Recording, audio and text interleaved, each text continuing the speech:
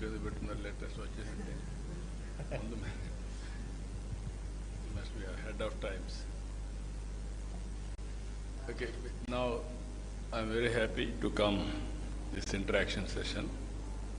After that, inaugural session will be there. 2 days, all of you are going to be here to finalize the agenda. Green Hydrogen Summit 2025. I welcome all of you. I want to hear from you now. We are taking all initiatives, how to go about brief introduction of the subject. Then we'll go to main meeting. I am assuring you, what all you bring new ideas and innovations. We are here to execute and produce proof of concept in a big way. That will be replicated nationally and globally. And also we will follow wherever there is a best practice or innovation, as it is, we will adopt it. We will work plus on that. That is our intention. I am very happy. Now we can interact. Sir, now I request Pranav Tanti, CEO and President of Switzerland Group, and they are very keen to invest for production of green hydrogen. I had a brief discussion with Pranav Tanti.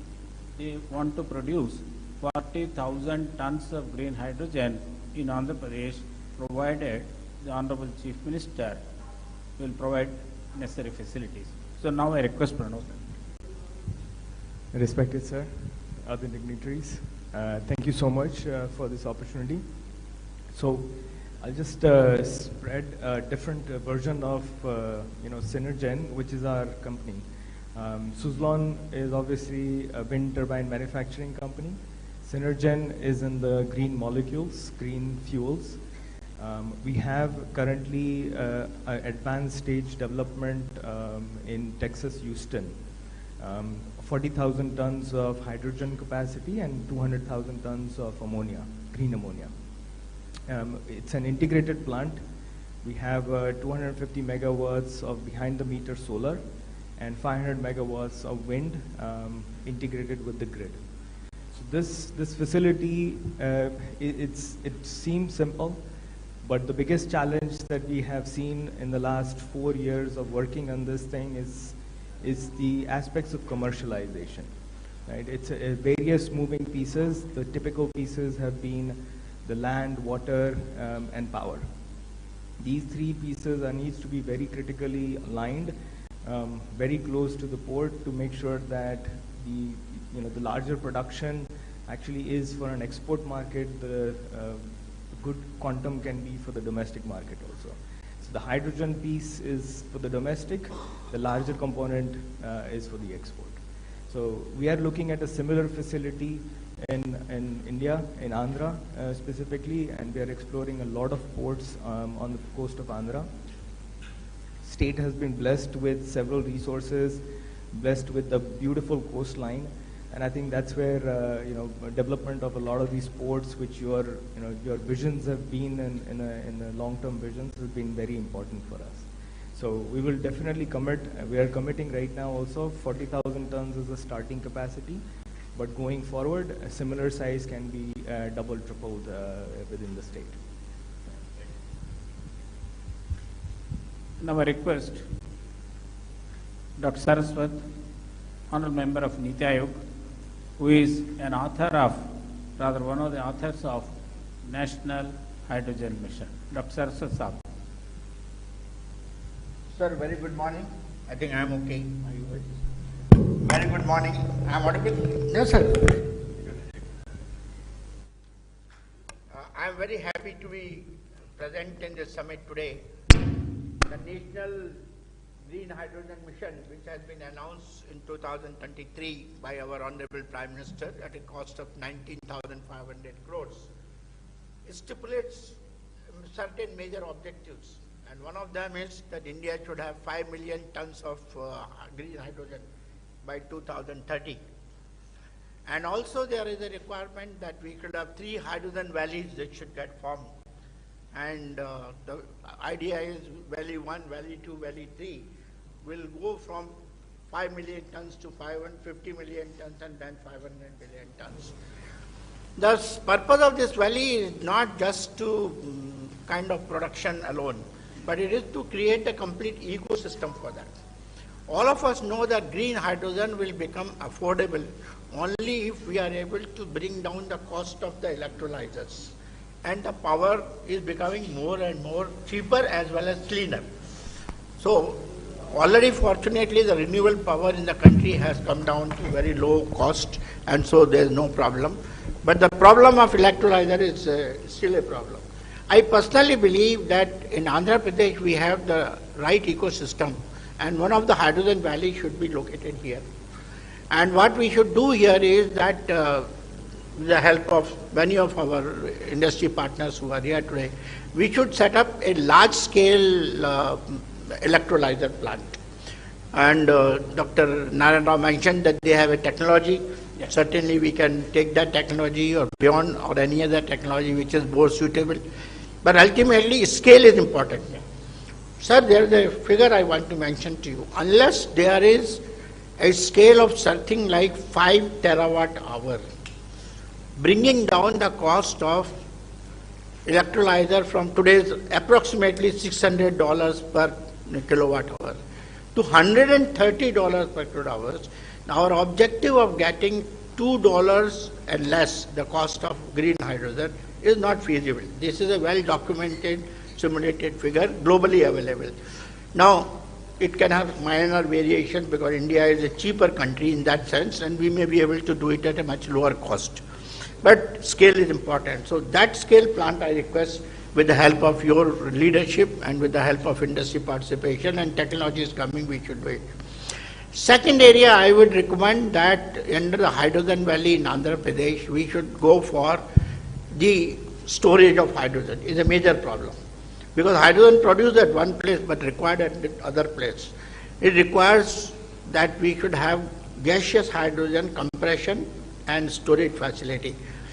In India today, there is no large-scale type 4 cylinder facilities available in the country. Small scale somewhere is happening. We need to set up a large-scale type 4 cylinder plant here. Now that would take us for the complete ecosystem, not only manufacturing, testing also. So today we are sending all our cylinders to Germany for testing. I think we should set up a plant in Andhra Pradesh here and complete. We should be able to do it here in Amravati and in places. We should be able to set up that. Third thing is, sir, today a lot of presentation was there on the fuel cell. Ultimately, when hydrogen is used for mobility, it will have to need the fuel cells also. So another plant what is needed is that of the fuel cell. Dr. Lele made a very wonderful presentation just in the morning, and they have technology. Only what we have to do is again bring the industry today and set up a good fuel cell manufacturing facility that can be done.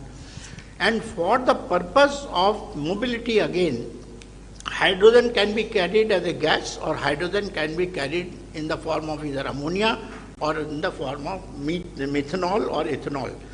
I think the technology what they have of converting ethanol directly to hydrogen that can be used, or technology what we have developed, methanol directly to hydrogen that can be used for heavy duty trucking and marine applications.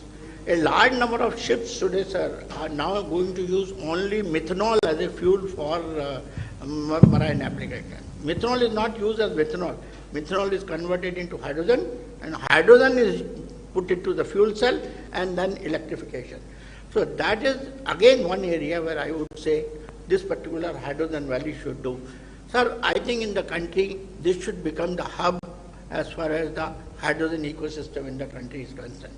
Only one request I am making.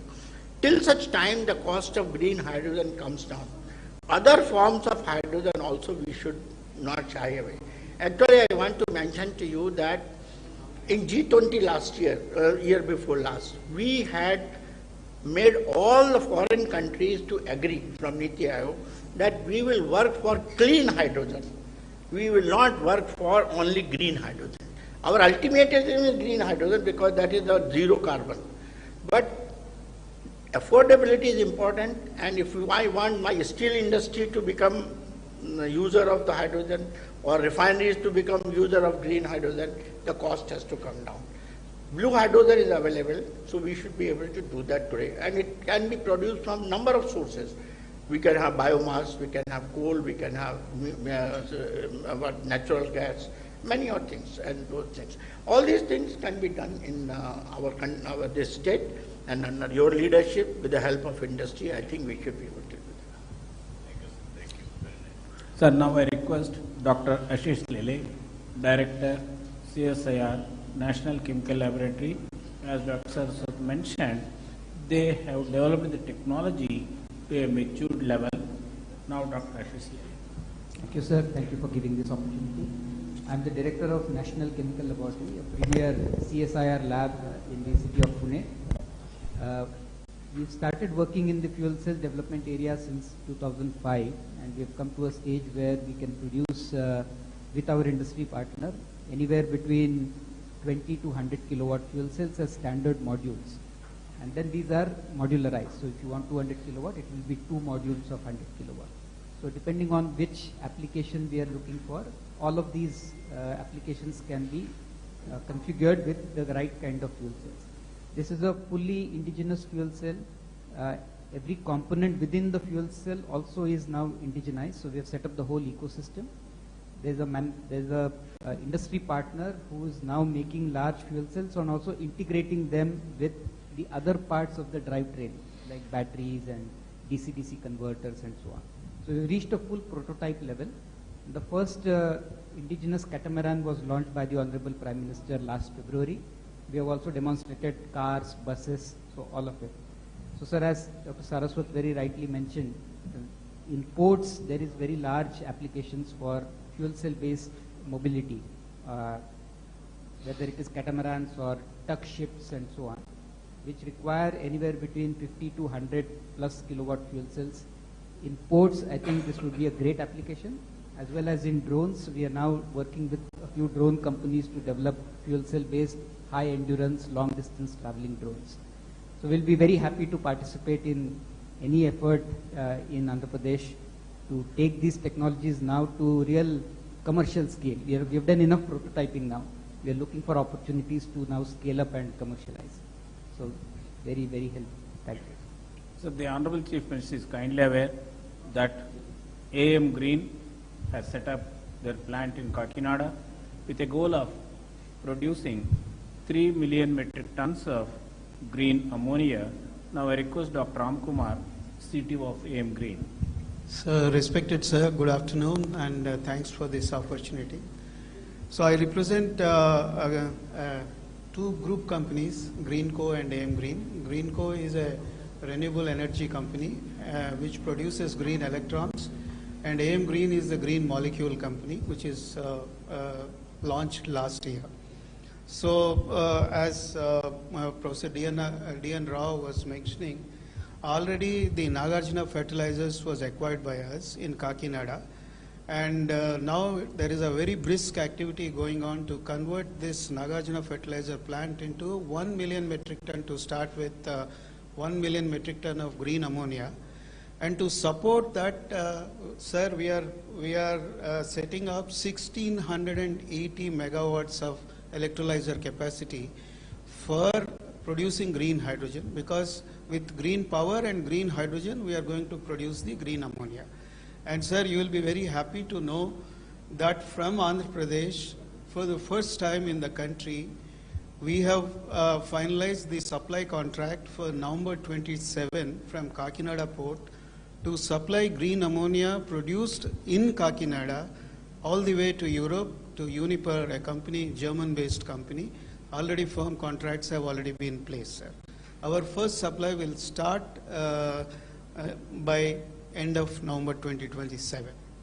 And apart from this, sir, you are already aware, I was told that you and your other cabinet colleagues have already visited world's largest pump storage hydro project at Pinnapuram, which is nearer to Kannur. And sir, the distinction of this project is that it is a 2 gigawatt capacity storage, where greenfield lower reservoir of water and upper reservoir of water has been created. It acts as a water battery, and with the help of this pump storage hydro, our renewable power delivered cost round the clock, renewable energy round the clock, RERTC is the normal acronym, is below $55 per megawatt hour. Nobody in the world is betting on this number, whereas we bet this and we won the orders for this. And also our promoters, Mr. Anil Chalmalasetti and Mahesh Kohli, they want to make Kakinada as a green energy hub, and we are planning for 500,000 tons per annum of biorefinery, where we would like to grow the Napier grass, Indian Napier grass, and convert the Napier grass into bioethanol and other value-added products. So for all of them, Kakinada would be the hub in Andhra Pradesh. I would be very thankful, sir, for the kind support of the government for this. Already we received some subsidy from the government of Andhra Pradesh. Sir, I request Dr. R.K. Malhotra, President of Hydrogen Association of India. He has rich and vast experience in the energy sector. Presently, he is the senior advisor to the Minister of Petroleum, MNRE, and many agencies. Now I request Dr. Malhotra. Good afternoon, sir. It's a privilege to be in this meeting with you. You are known as a very progressive Chief Minister of the country. We have seen the kind of progress you made earlier, and now when you build up the new capital, I think hydrogen should be the focus area. AM Green is doing a good job. Suzlon wants to do big projects. But as Dr. Saraswat mentioned, that you have Visakhapatnam refinery also, and where the hydrogen can be produced, blue hydrogen can also be delivered. So a mix initially, as long as the hydrogen, green hydrogen cost is higher, for various applications there will be some reluctance. So mix of blue and green, if it is used, you can become the leading state in the hydrogen economy in the country. So maybe when you build up the new capital like Amravati, you should have hydrogen buses plying, which can run. Initially, the cost will be higher with green, so initially you can start with the gray hydrogen or blue hydrogen, and then, color agnostic approach and demonstrate the fuel cell buses, which Dr. Ashish Lele, they are 2 times more energy efficient as compared to the internal combustion engines. So overall energy consumption will come down. Second suggestion which I would like to make is that maybe you can adopt some villages where you can have localized distributed power generation. You can have solar power to generate electricity, then you can have villages using that power during the day for cooking maybe, or converting into hydrogen, and then hydrogen stoves also. Scotland is a country where a lot of developments on cooking stove applications. So villages can use that hydrogen, maybe in tractors also, maybe for irrigation pumps. So that kind of approach also, daytime you can use solar energy, store it in the extra solar energy can be stored in the form of hydrogen, and then it can be used. So maybe these are some of the suggestions. From hydrogen association side, we have been supporting and educating people on various kind of activities related to hydrogen. We'll be very happy to work for Andhra government also if any proposal is required or any support is required from our association. What is the cost difference between hydrogen storage and also battery versus to pumped storage? So that cost difference between pump storage and hydrogen storage in different forms, because if you have to have compressed... No, I can understand. It is a conversion. Yes. I can understand. Now, so as on today... Pump storage will be much cheaper. We are all working as on today. Yes. Storage is much cheaper. Because the life of battery is just 8 years, so to say. Even if you take the best chemistry battery... So only temporary, immediate, how to solve the problem, we are going for battery. Even there will be some more innovations in battery, then it will help. Meanwhile, it will come. The hydrogen storage. Hydrogen storage, that is another area. I wanted to know, as on today, we are going now solar, wind, pump, standby, battery. Now we are talking about green. Maybe hydrogen also. Hydrogen Hydrogen is or also ammonia, all media. these things. hydrogen also becomes this. Yeah, blending also you are talking blue, hydrogen, all those things we are talking. Ultimately, a sustainable economy also. Affordability. Affordability and sustainable. If I do as a pilot may be pilot, replication and scaling will be a problem. How to act all these things, that is where I want to learn. In this country, all of you has to remember one thing. All innovations I started, first of all, power sector reforms, nobody ventured to attempt. That is late 90s. Saraswati he is aware of all those things. I started power sector reforms. Because of power sector reforms, I lost power also. That is different in 2004. That is another scenario. But always that was a benchmark today. And also all states are forced to adopt power sector reforms today. So these are all, I am aware of all developments in power sector. Not today, from the historical past also, from inception, especially 1995. So I am analyzing all our ideas and thoughts and innovations, how to integrate, how to take logical conclusion. Sir, now I request. Sir, as far as storage, as you said, I think battery storage, whatever time it happens, will always be a costlier option as compared to the pump storage option. Because pump storage will run on the solar power or wind power, and rest of the, both the capex and the opex are very, very small.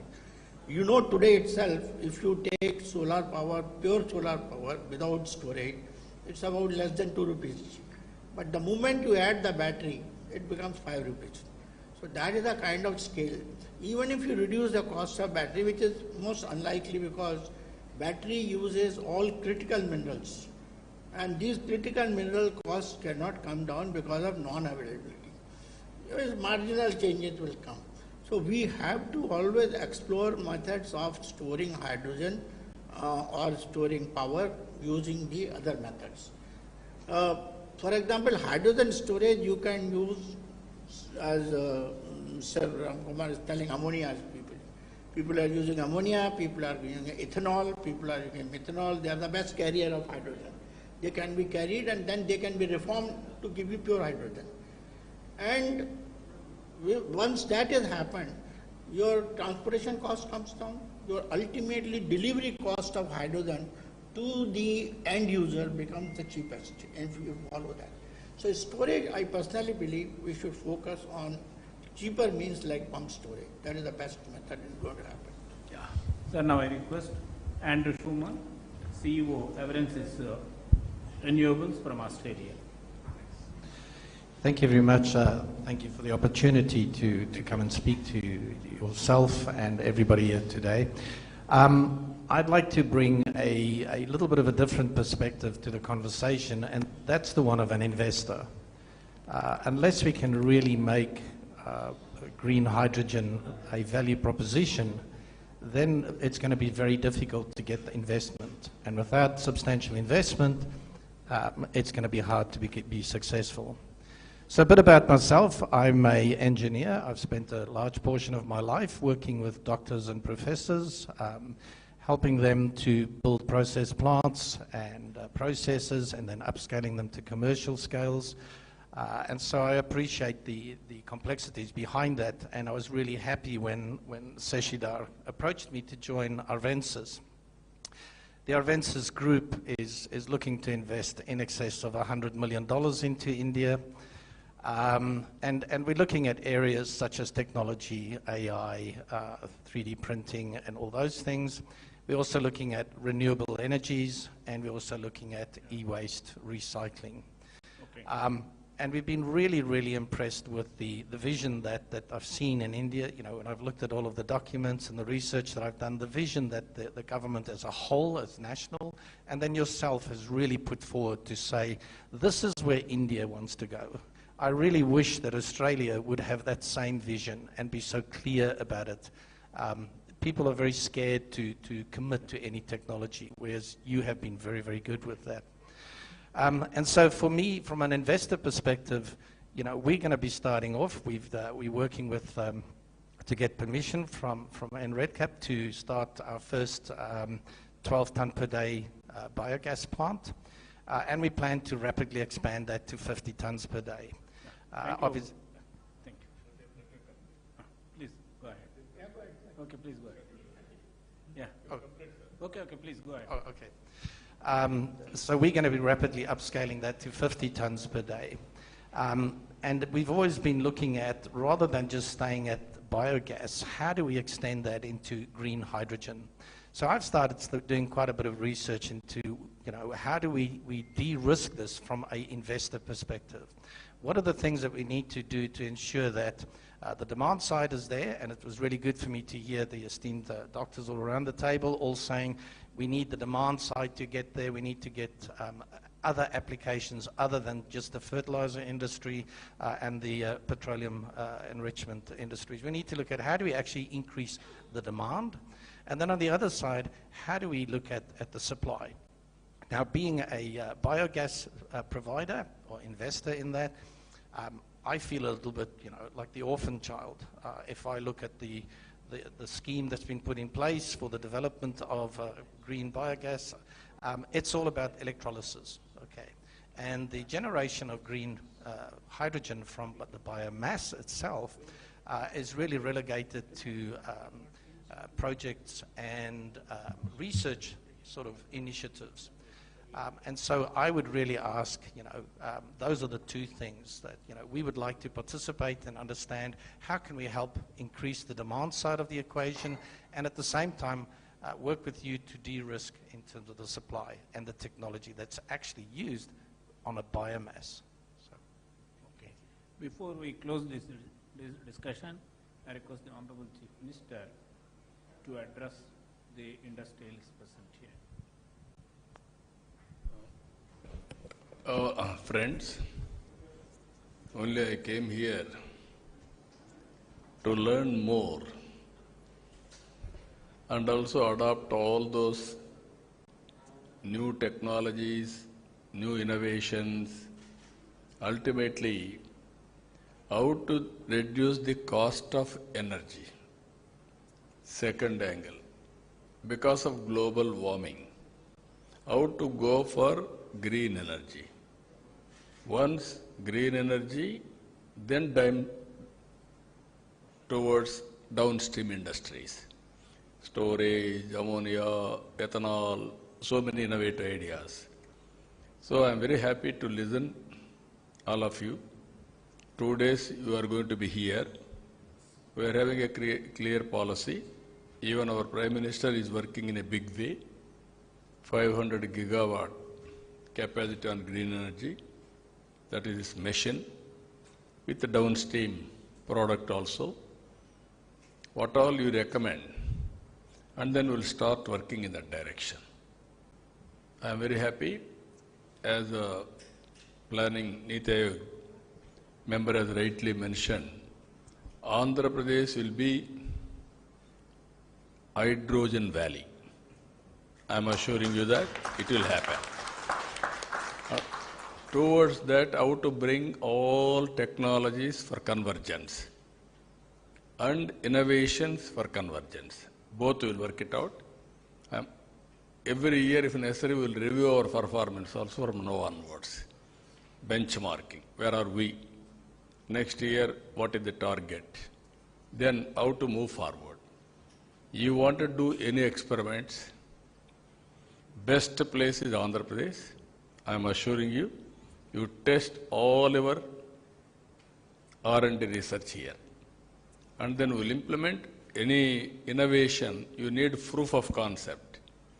Otherwise, it is only innovation. That proof of concept we will produce here, and we will scale it up. We will take nationally, globally, wherever it is having demand. So I am very happy for that today, because there is a seminar also. We will go there. After that, we will have discussions. After 2 days discussions, what all you recommended, My chief secretary is looking after energy. He is also having long standing in energy department. I think he is the senior most energy secretary in the country. So, he is the senior most. So I'm very happy to associate with you. We'll work together in future. Thank you. We are very much grateful to the Honorable Chief Minister for having this discussion with representatives of industry and foreign organizations. Thank you, sir. We'll come back to the government with the recommendations of the summit. Thank you.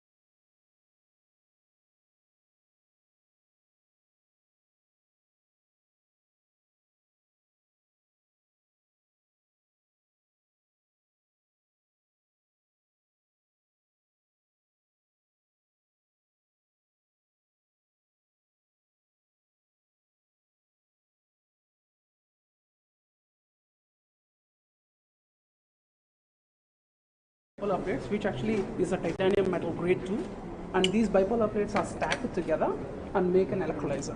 And this is completely powered by the photovoltaic panels. So since we are sitting inside, we kept the LED lamps here.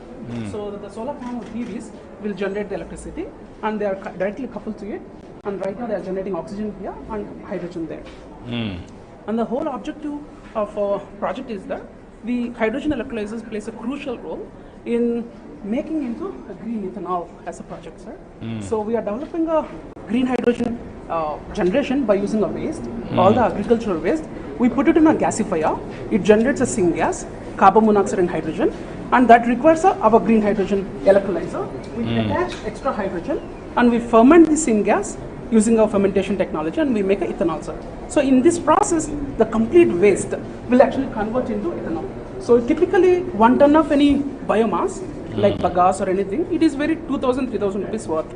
But we can convert into 1,200 liters of ethanol. Yeah. So 1 liter of ethanol is costing 71 rupees. So it's a very value addition. So from the agricultural rice point of view, every farmer will get huge amount of margin, not only from the crop, from the waste. So this is the whole project, sir. We want to propose for the... Good. Thank you. We will work it out. From KP Industries. Sir, we given a proposal for a green fuel station as well as excellence center in Amaravati. Sir, already taken up.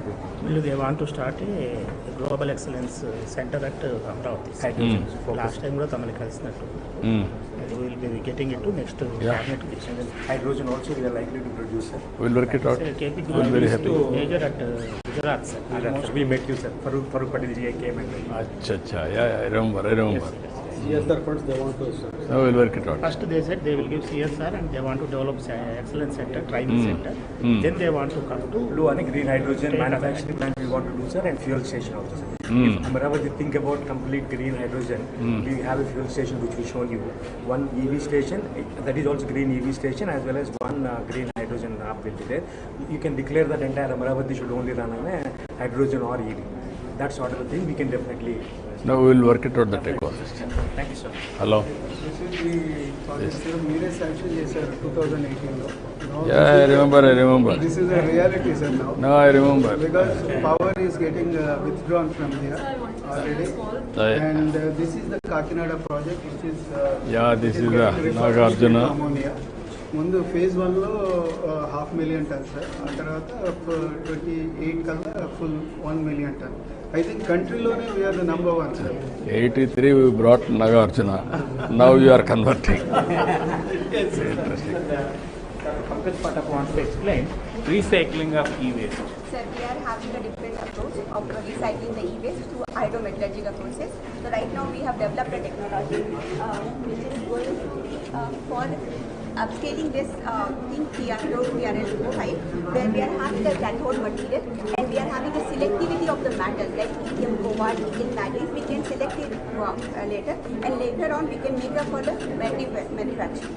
So we have made the precursor, and that can be reused for the battery manufacturing. So these are the things we are having it, and also we are going to run for the pilot stage.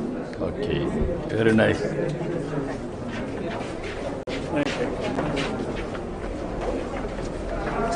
Now we'll go for non-lecture. Yeah.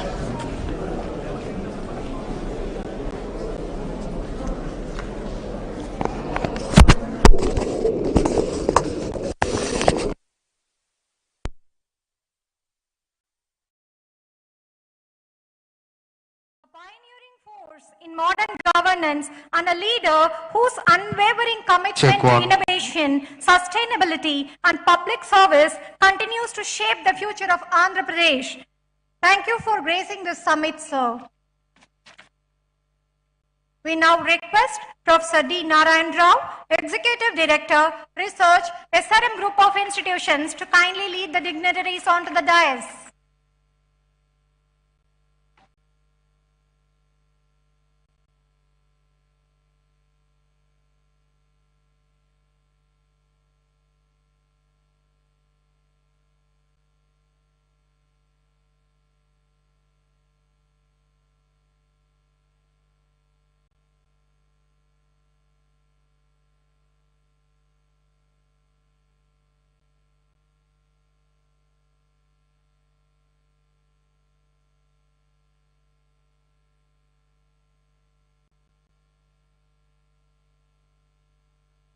We now begin this landmark event with the tradition that symbolizes the awakening of knowledge, the lighting of ceremonial lamp.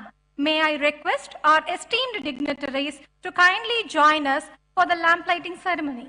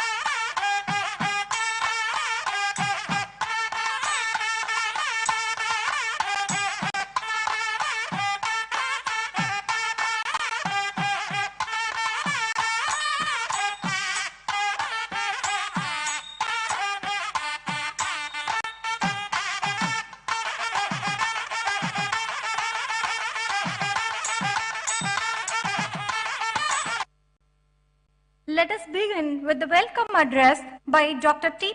Satyanarayanan, Pro-Chancellor, SRM University, Andhra Pradesh. We request you to kindly deliver the welcome note, sir.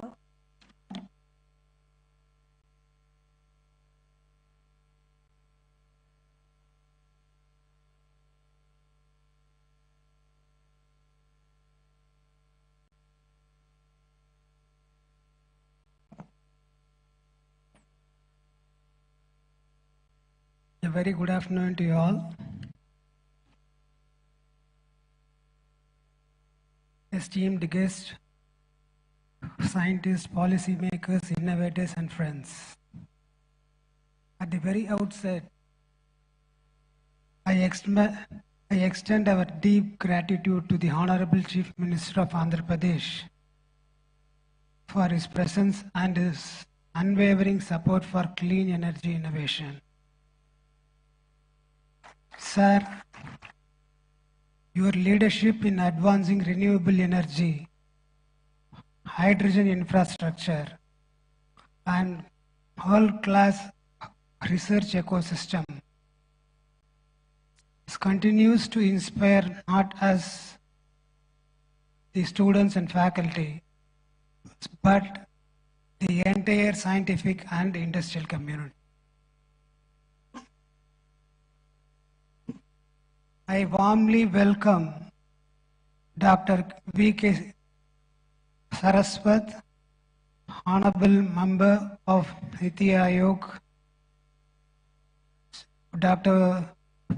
Pemmersini Chandrasekhar, Honorable Minister of State for Rural Development and Communications, Shri K. Vijayanand, Chief Secretary, Government of Andhra Pradesh, Dr. Ashish Leela, Director CSIR, National Chemical Laboratory, Dr. Sujit Pillai of National Hydrogen Mission MNRE, Dr. R.K. Malhotra, the President of Hydrogen Association of India, Mr. Pranav Tanti, the President and CEO of Synergen Green Energy Inc. USA, Mr. Anil Kumar, MD and CEO of Greenco, and all other distinguished delegates and the participants.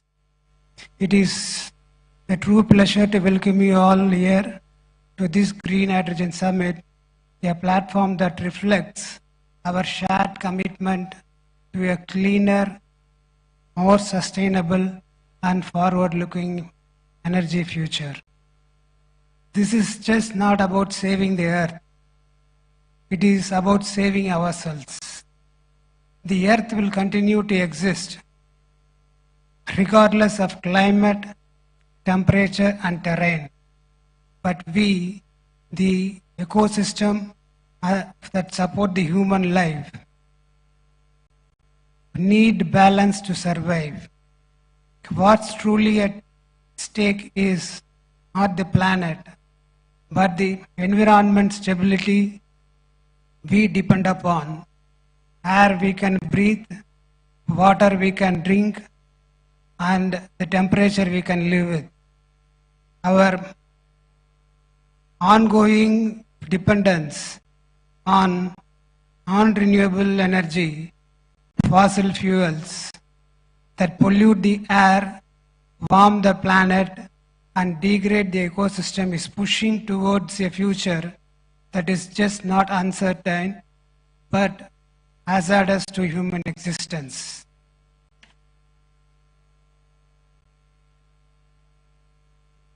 That is why the transition to renewable energy is not just important, it is urgent. And in this transition, the green hydrogen has a very critical role. It is one of the few clean energy sources capable of addressing industry scale needs, long distance transport, grid level storage, and the areas where the batteries and the technologies fall short. Recognizing this, the Honorable Chief Minister has taken a pioneering step by launching Andhra Pradesh Green Hydrogen and Green Ammonia Policy in 2023. This policy outlines a clear vision to produce 500,000 tons of green hydrogen per year and 2 million tons of ammonia per year, backed by strong incentives. From SGST reimbursements, electricity duty waivers, to land concessions, and priority port access. These are not symbolic steps, they are concrete foundations to make Andhra Pradesh a national and a global hub for green hydrogen. And what makes this even more inspiring is the mindset behind it. It was on this very stage the Chief Minister once said, being a visionary is a problem. And yet he chose to envision what others wouldn't, that courage to move ahead despite the weight of uncertainty is what defines his leadership and that makes history. At SRM, we believe in that vision and we are committed to growing with the Andhra Pradesh state. As the Andhra Pradesh builds Amravati as a capital of the future, we at SRM University AP want to grow alongside it to be part of its transformation and history. In line with this vision, we are proud to announce the launch of the SRM Institute of Emerging Technology. At its heart, it will have the Department of Energy Engineering, one of its kind, committed to research, innovation, and skill development in the clean energy space. Apart from this, we are also planning for health engineering, financial engineering, defense engineering, and sports sciences. So that makes this SRM Institute of Emerging Technology to be different from the other institutions in India. If we are able to, if we are to be the last generation to depend upon fossil fuels, then the next generation must be the first to lead the clean energy revolution. While the government set policies, industries build systems, it is the youth with their ideas, innovation, and courage who will carry this transformation forward. They must not just inherit the planet, they must be empowered to reimagine it. Let us not fail them. Let us ensure that this borrowed planet passed on to us by our ancestors is returned to the next generation in a livable, breathable, and a beautiful form. Let us be the last generation that depended on fossil fuels and at the first that made the clean energy truly universal. Let's work for it. Thank you very much.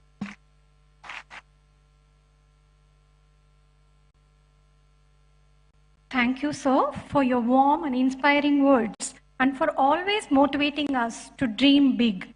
We now invite Professor D. Narayan Rao, Executive Director, Research, SRM Group of Institutions, to set the stage by introducing the vision and purpose of Green Hydrogen Summit.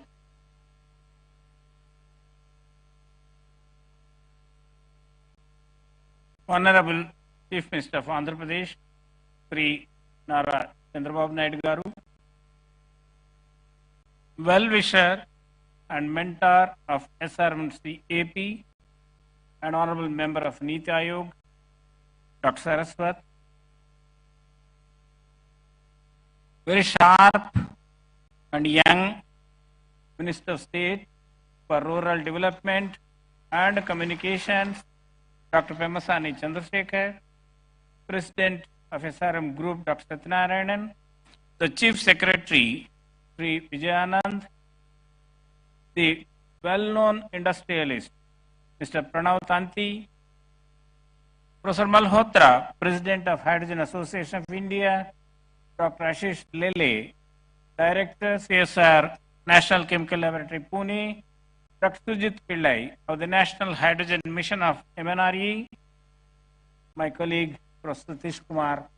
I extend a warm welcome to all of you, particularly the industrialists who came from different parts of the country and abroad, the delegates of the Hydrogen Summit, scientists, faculty members, research scholars, and my dear friends of print and electronic media.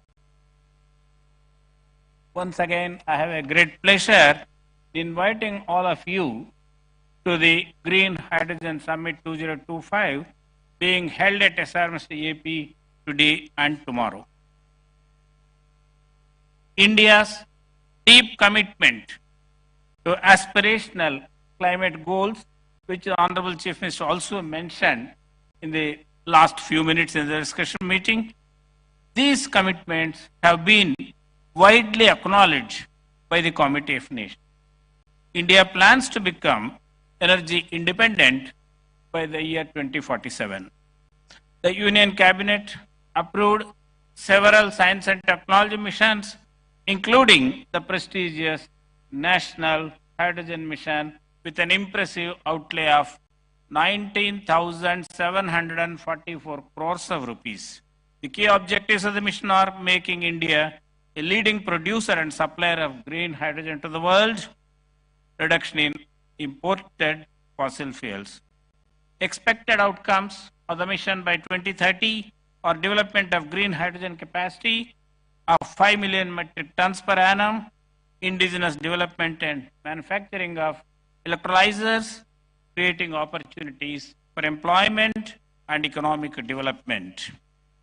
Hydrogen, with its remarkable attributes of high energy density, zero emissions, has a wide variety of applications.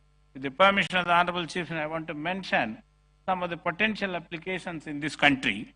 Ministry of Road and Transport and Highways will enable adoption of green hydrogen in the transport sector. Ministry of Ports, Shipping and Waterways will play a crucial role for establishing capabilities for export of green hydrogen and its derivatives. Now, hydrogen-powered drones are becoming very popular all over the world.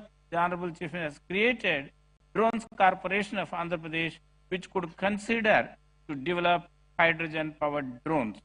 This will be the first state in the country to develop hydrogen-powered drones. Ministry of Petroleum and Natural Gas will be facilitating uptake of green hydrogen in refineries and city gas distribution. Green steel. Steel production is one of the potential sectors where green hydrogen can replace fossil fuels. Ministry of Steel will drive adoption of green hydrogen in the steel sector. European countries say we'll import only green steel. So this is a great opportunity for Visakhapatnam steel plant to go for steel production using hydrogen. Now I have a request to the young Minister of State for Telecommunications. The backup power requirement of telecom towers presents an apt opportunity to deploy reliable and on-demand renewable energy solutions. Where it is estimated that these towers in the country consume about 2 billion liters of diesel every year. So hydrogen could be considered as a backup energy source. Ministry of Railways is working on transitioning towards adoption of green hydrogen in view of its ambitious plan to reduce the carbon footprint. Ministry of Railways has already developed a hydrogen-powered fuel cell-based train with the 10 coaches, and the pilot hydrogen-powered train will be demonstrated in September 2025, that is the next 2 months, between the stations Jhind and Sonepat in Haryana. In March 2025, the Honorable Chief Minister directed SRM University AP to develop a hydrogen-powered train between Hyderabad and Vijayawada. Then immediately Chief Minister said, no Narayan Rao between Hyderabad and Visakhapatnam. Yes, sir, we are at it. Now, please.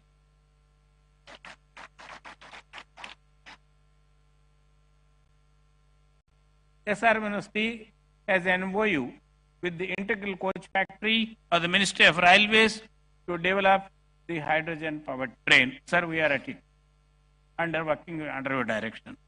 We earnestly request the kind support of the Honorable Chief Minister and the Ministry of Railways for the development of this hydrogen-powered train as a flagship project of the state of Andhra Pradesh. Sri Chandrababu Naidu, as an intellectual, is attracted by the aesthetic beauty of science and technology. And as a people's leader, he is greatly attracted towards technology and the promise it holds to transform the state of Andhra Pradesh and its economic development. Let's give a big applause to the aligning with the ambitious plans of National Hydrogen Mission and with a foresight that the first entrance into the business of hydrogen can reap more benefits than others, our visionary Chief Minister has made Pudimadaka near Visakhapatnam as the first and the largest hub of green hydrogen in the country. The Visakhapatnam Hydrogen Hub will be producing about 1.5 million metric tons of green hydrogen per annum, 3 million metric tons of green ammonia, methanol, etc. Green hydrogen produced at Visakhapatnam could be used by Visakhapatnam Steel Plant, HPCL, NTPC, fertilizer industries, and many others. Sir, I am glad to inform the Honorable Chief Minister and the audience present here that the faculty members of SRM University AP have indigenously developed an electrolyzer which the Honorable Chief Minister just now visited. This can produce 500 kilograms of green hydrogen per annum, and it is being demonstrated during Summit. It is scalable to produce 150 tons of green hydrogen per annum. We request the Honorable Chief Minister to consider industry, university, government collaborative venture. We propose to establish an innovation center at SRM University AP to develop indigenous technology to produce, store, and utilize hydrogen as a green fuel. The goal of the proposed center in the next 2 years would be to develop and demonstrate a hydrogen-powered car between Vijayawada and Visakhapatnam, and with refueling facilities along the way. At present, hydrogen costs about 350 rupees per kilogram, which can fuel a car for a distance of 20 to 25 kilometers. The proposed innovation center could bring down the cost to 200 rupees per kilogram of hydrogen by developing more efficient catalysts for electrolysis and reducing the power consumption for producing hydrogen. Sir, you are kindly aware that on 30th June 2025, the government of Andhra Pradesh approved Amaravati Quantum Valley Declaration. IBM will be installing and maintaining a 156 qubit quantum computer at Amaravati Valley on 1st January 2026. Sir, this will be the first and most powerful quantum computer not only in the country and in South Asia. Friends, establishment of Amaravati Quantum Valley is also a catalyst for our green hydrogen mission. The quantum technologies help us design advanced catalysts, develop safer hydrogen storage systems, and create ultra-sensitive sensors for monitoring the safety. With the quantum simulations, we can reduce the cost of hydrogen and increase the efficiency of green hydrogen production. Looking into the future needs courage and insight, and fortunately, our visionary Chief Minister has both. Let's give a big applause.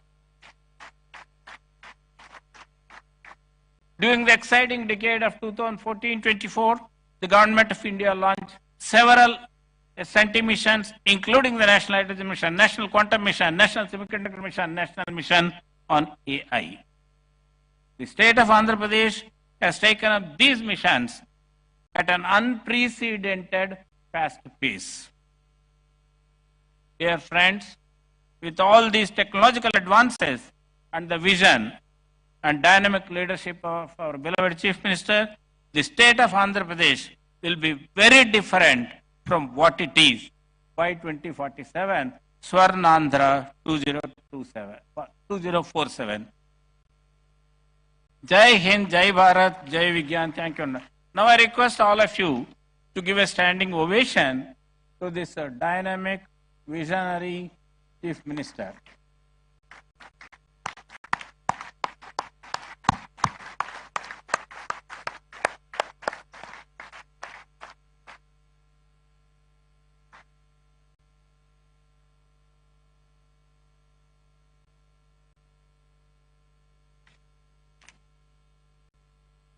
Thank you, sir, for framing the summit's goals with such clarity and depth. Now, it's our honor to invite Sri K. Vijayanand IAS, Chief Secretary, Government of Andhra Pradesh, to address the gathering.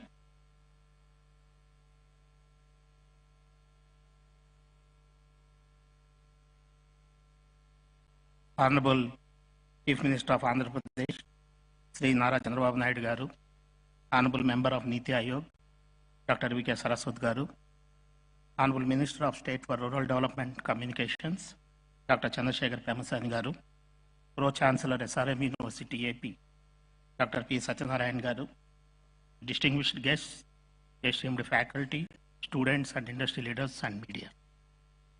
A very good morning and warm greetings to all of you. It is a privilege for me to be part of this transformative gathering, the Green Hydrogen Summit 2025. Which is hosted by SRM University and New and Renewable Energy Development Corporation, Government of Andhra Pradesh. This summit is a testament to our collective commitment to building a sustainable future powered by clean energy. Today, we have gathered here to discuss one of the most transformative energy solutions of our time, that is green hydrogen. This summit is not just a platform for dialogue, it is a call to action for governments, industry, and academia to collaborate in building a sustainable and resilient energy ecosystem. I extend my heartfelt gratitude to SRM University for graciously hosting this summit and providing a platform for collaboration, innovation, and progress in clean energy sector. As the world confronts the urgent challenges of climate change, the transition to green energy offers a compelling and scalable solution to all of us. This pathway not only decarbonizes our energy systems, but also redefines industrial processes, transportation, and agriculture. Green energy derived from solar, wind, hydropower, geothermal, and biomass, is the foundation for this transition. It is a clean, renewable, and resilient energy system. By harnessing this energy to produce green hydrogen through electrolysis, we unlock a versatile fuel that emits only water when it is used. Green hydrogen is rightly called the Swiss knife of decarbonization because due to its wide-ranging applications from refining to steel making to aviation and shipping. The green hydrogen ammonia value chain is critical for decarbonization in particular. It enables deep emission cuts in hard-to-abate sections like steel, cement, and heavy transport. Energy storage and transportation also value chain is used to allow efficient storage and long-distance transportation of renewable energy, balancing supply and demand. In case of industrial applications, this provides high-temperature heat for industrial processes without carbon emission.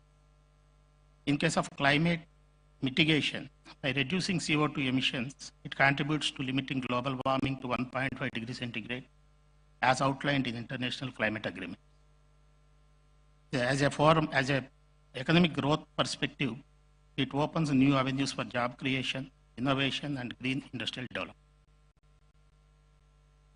Looking and taking all these factors into consideration, Government of India has made significant strides in promoting green hydrogen as a cornerstone of its clean energy transition. National Green Hydrogen Mission is launched in January 2023. Is the India's flagship initiative to promote green hydrogen. It aims to produce 5 million tons of green hydrogen annually by 2030, attract investment worth 8 lakh crores, create more than 6 lakh green energy jobs. The strategic interventions for green hydrogen transition is a program supported with NGHM. It provides for 17,490 crores allocated from 2023 to 2029 as production-linked incentive PLI scheme for electrolyzer manufacturing and hydrogen production. India aims to reduce the cost of green hydrogen from $4.5 in 2023 to $1 by 2030 by leveraging low-cost renewable energy, domestic electrolyzer manufacturing. And India is also focusing on infrastructure and export strategy and building a scalable hydrogen ecosystem for industry and transport. Strategic partnerships through India, Middle East, Europe Economic Corridor to boost hydrogen exports. Government of Andhra Pradesh, under the visionary leadership of our Honorable Chief Minister, Sri Nara Chandrababu Naidu Garu, we are playing a strategic role in this entire program. Andhra Pradesh is proud to be at the forefront of this India's clean energy revolution. With abundant RE resources, a proactive government, and a thriving industrial base, we are ready to become Green India, green hydrogen powerhouse. Under Swarnandhra Vision 2047, we are committed to become a hub for clean energy innovation and green hydrogen exports. The state has launched Andhra Pradesh Integrated Clean Energy Policy 2024, which provides a comprehensive framework for green hydrogen production and infrastructure, electrolyzer manufacturing, hydrogen-powered mobility and logistics, export-oriented hydrogen corridors. The state targets around 10 lakh crores of investment in clean energy, and the state is offering capital subsidies, GST relief, stamp duty concessions, and incentives for battery storage systems to attract green hydrogen and renewable energy investment. Recently, India's first integrated green hydrogen hub by NTPC Green Energy, where Government of Andhra Pradesh New and Renewable Energy Development Corporation is also involved. The Honorable Prime Minister has laid foundation stone for 1,200 tons per day green hydrogen at Pudimadaka on January 2025. You are also aware 1 MMTPA green hydrogen based green ammonia manufacturing facility at Kakinada by AM Green Ammonia Private Limited they have already started, they did the groundbreaking, already started the work with an investment of 12,000 crores and creating 2,600 jobs. Development of a 2 gigawatt electrolyzer manufacturing facility at Kakinada by John Cockerill Greenco Hydrogen Solutions Private Limited is also, they have laid the foundation stone. They have started the activity with an investment of 2,000 crores and creating 5,000 jobs.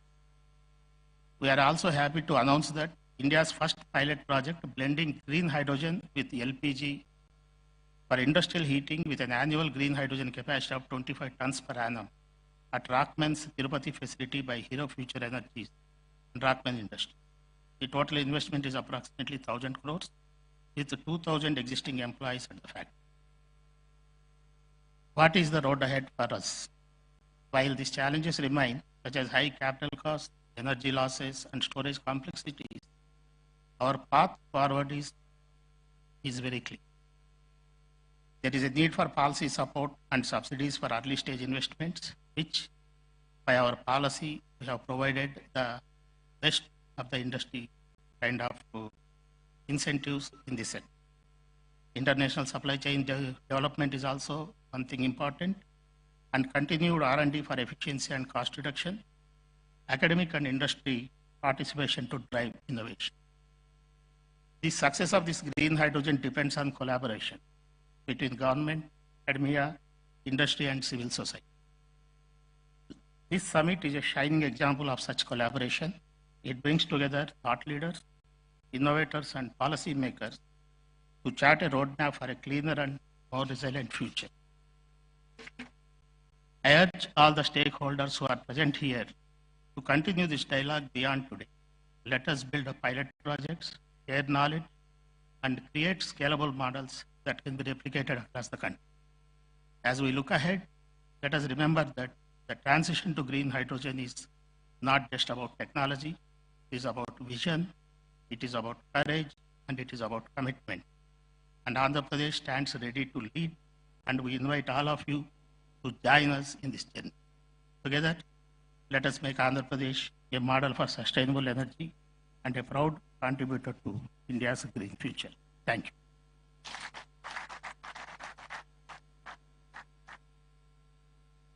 Thank you, sir, for your insightful address. It's our honor to invite Sri Pranav Tanti, President and CEO, Synergen Green Energy, to address the gathering.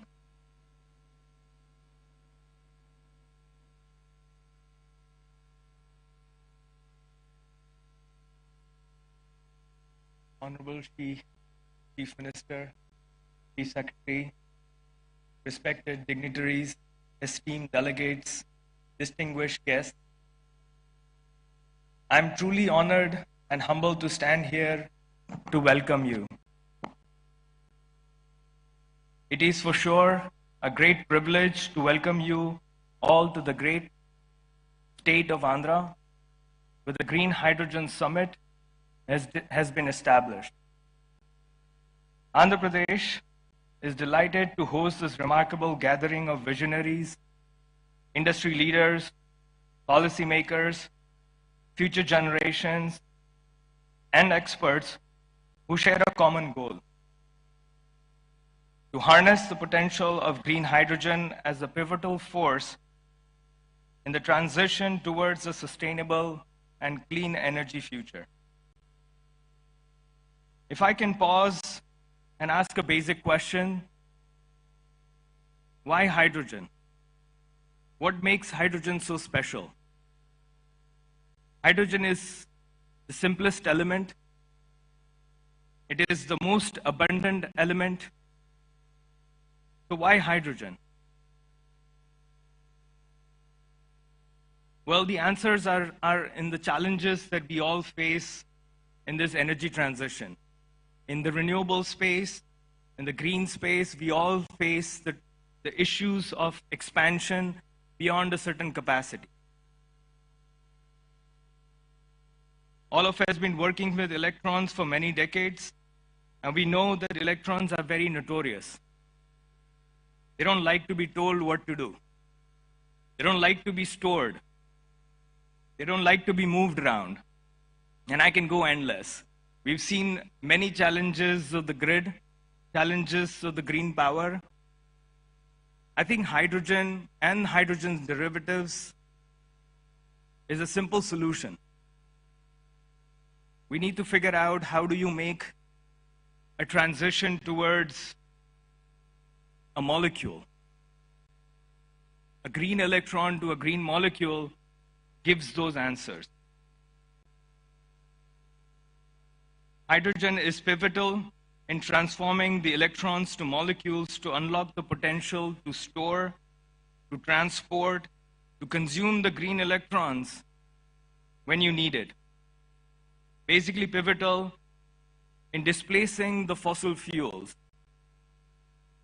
Andhra Pradesh, with its strategic initiatives and commitment to clean energy, is proud to lead the way in fostering discussions and collaborations that will drive innovations in the green hydrogen. This all comes with a great vision that the policymakers, the chief ministers, the dignitaries have. This summit serves as a vital platform for exchanging ideas, showcasing advancements, and exploring opportunities for collaborations across sectors. Our company name, Synergen, is coined using two terms, synergy and hydrogen. It's simple as it stands. We strongly believe that the key to unlocking the next phase of expansion is undoubtedly collaboration. We all need to come together as one force to make it a success. We are in the advanced stages of development of green hydrogen and green ammonia manufacturing facility with a capacity to manufacture 40,000 tons of green hydrogen in the state of Texas in US. With this anticipation, we believe that the commissioning is possible in 2028. And a combined capex of renewable energy and a green fuel of $2 billion. This was only possible because of the efforts we put in fostering partnerships and collaborations over the last 4 years. Throughout this summit, let us engage in meaningful dialogue, challenge conventional thinking, and inspire one another to take bold steps towards achieving the common objectives. Your insights, experiences, and commitments will lay the groundwork for transformative change. Once again, welcome to the Green Hydrogen Summit at Andhra Pradesh. Let us harness the power of collaboration and innovation to fuel the sustainable future for the generations to come. Thank you. Thank you, sir, for your inspiring message. It's our immense privilege to invite a distinguished architect of India's science and technology policy, Dr. V.K. Saraswat, Honorable Member, Niti Aayog, Government of India. A driving force behind India's strategic advancements, Dr. Saraswat's insights continue to shape the nation's innovation landscape. We request you to deliver the keynote address, sir.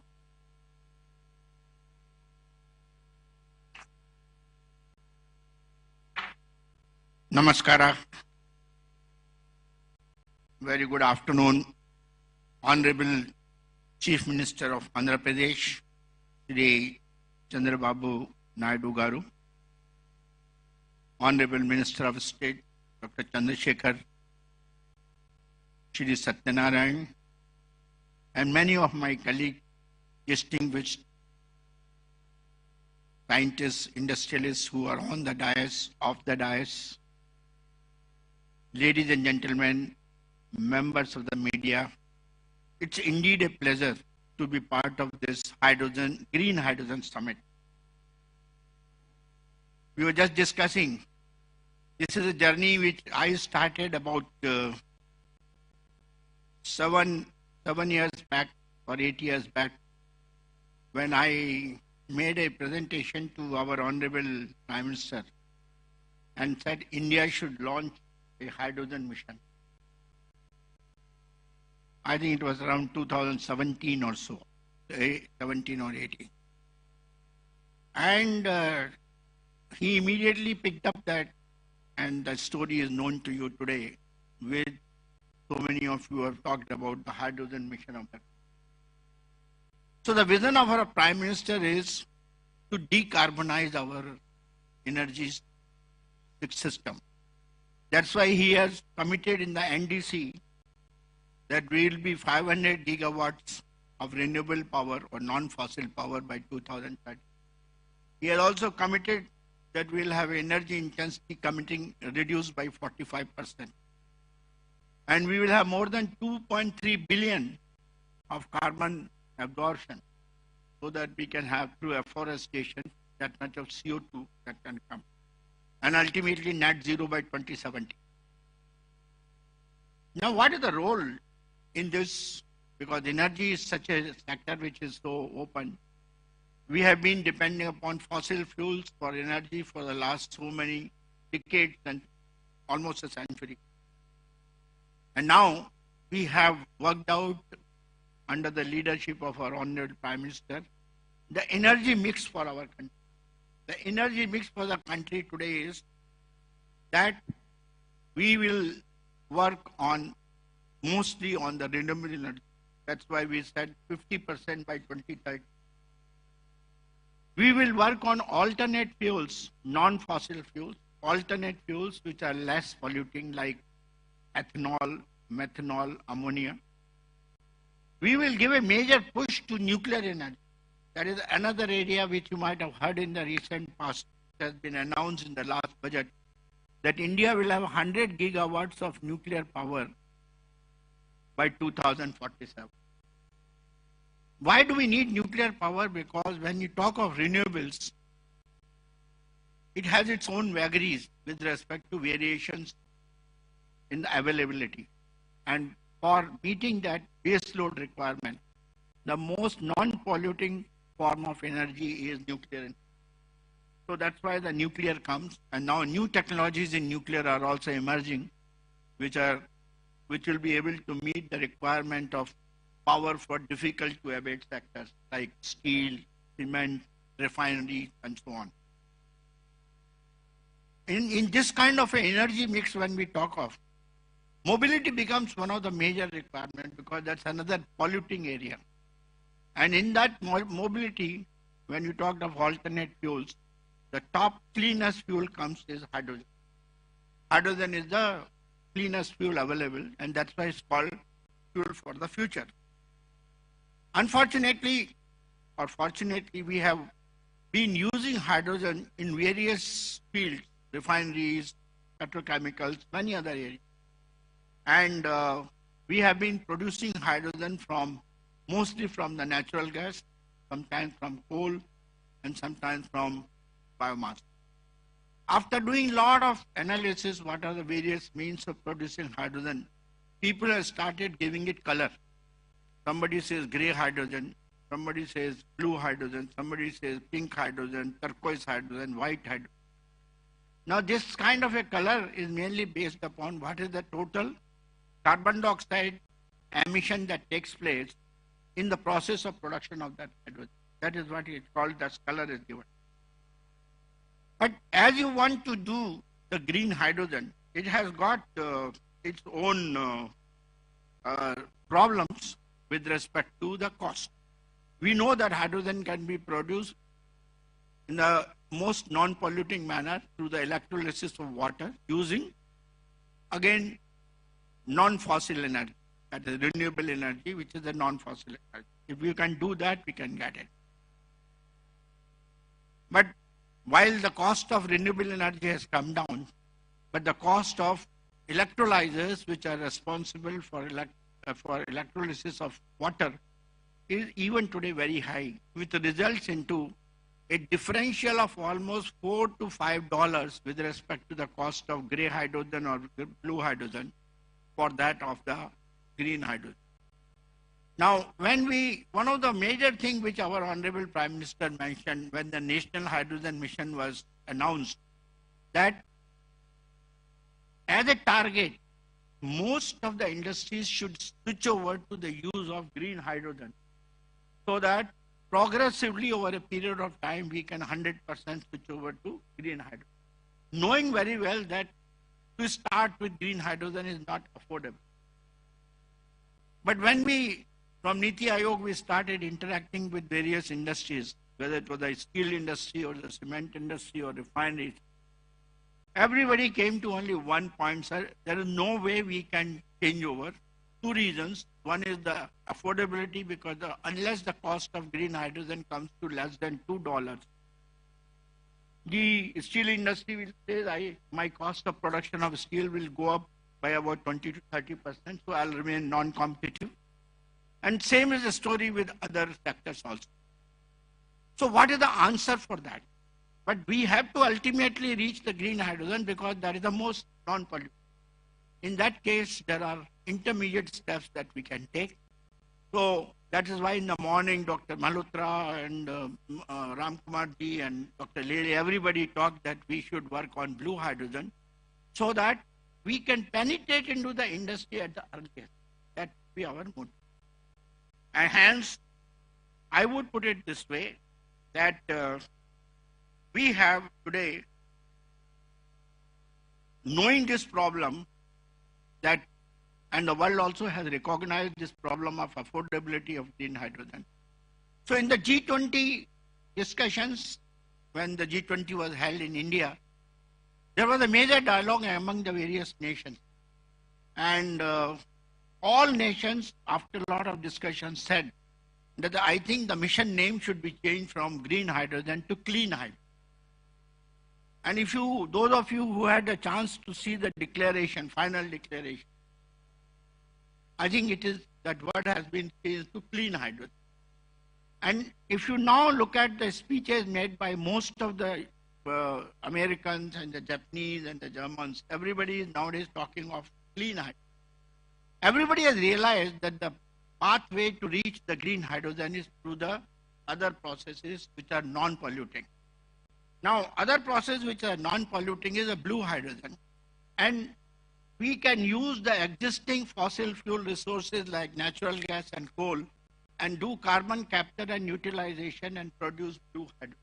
And the cost of that will be in the region of $2 to $2.5 to $3. That is a kind of a number. And the carbon footprint will be well within the definition which has been given by the MNRE today, that the green hydrogen is green if the carbon footprint is 2 kilograms of CO2 per kilogram of. So it will be very much in that. So we will be meeting both the objectives. Now, opportunities are there because ultimately by 2047 or 2040, we have to make green hydrogen affordable. Our Honorable Chief Minister just now was telling that we have to work today, and Andhra Pradesh has the greatest opportunity to do that. Because I know the leadership of Honorable Chief Minister is so great, because I have seen him transforming the IT infrastructure in the state of Telangana, that is Hyderabad, and bringing it as a city which is comparable to Silicon Valley. It became the Silicon Valley of India. That was because of the leadership and the vision of our Honorable Chief Minister.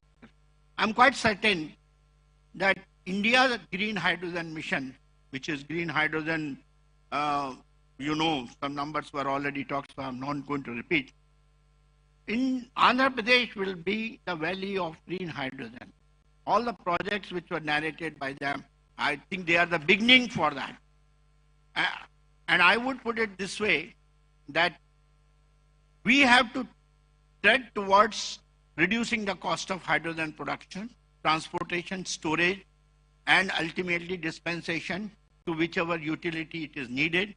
And for that, technologies which are required, I think Andhra Pradesh, with the help of SRM and other institutions, can certainly meet them. A few of them I would like to mention, which I mentioned to the Honorable Chief Minister during the industry interaction, that we should set up a very large size electrolyzer plant in Andhra Pradesh. I'm very happy, Dr. Ram Kumar was telling that we are setting up something in the Kakinada region, if I'm not wrong, setting up a plant of something like 2 gigawatt and things like that.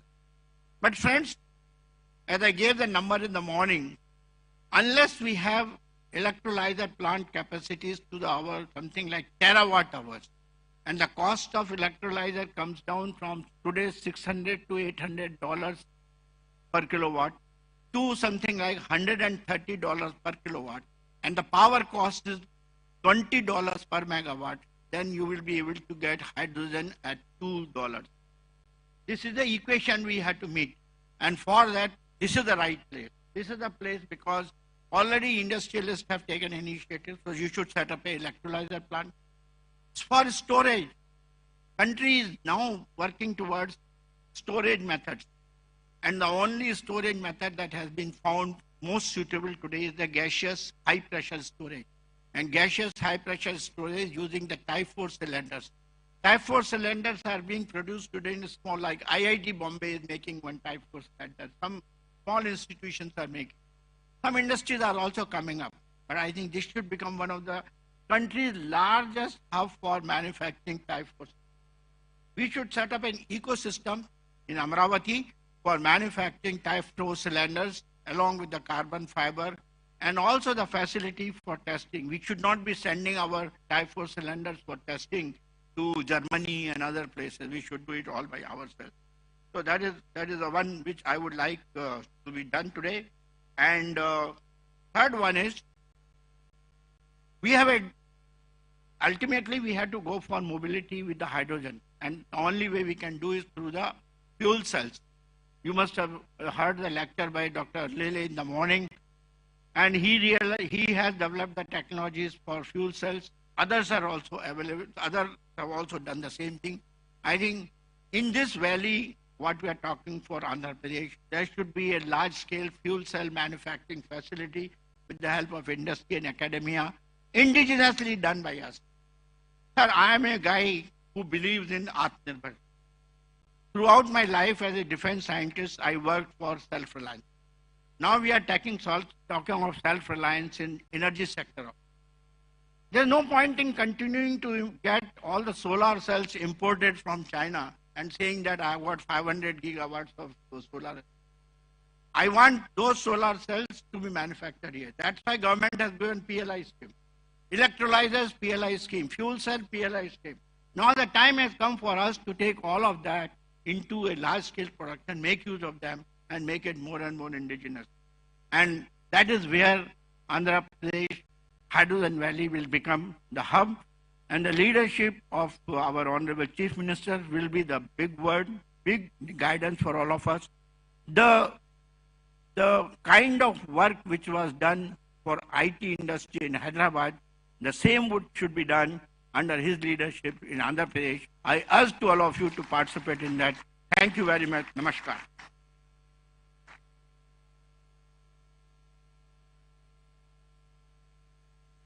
Thank you, sir, for your inspiring words and for highlighting the critical role of green energy in shaping the future of India's mobility and infrastructure. Now, I request Dr. Chandrasekhar Pemasani, Honorable Minister of State for Rural Development and Communications, Government of India, to address the gathering.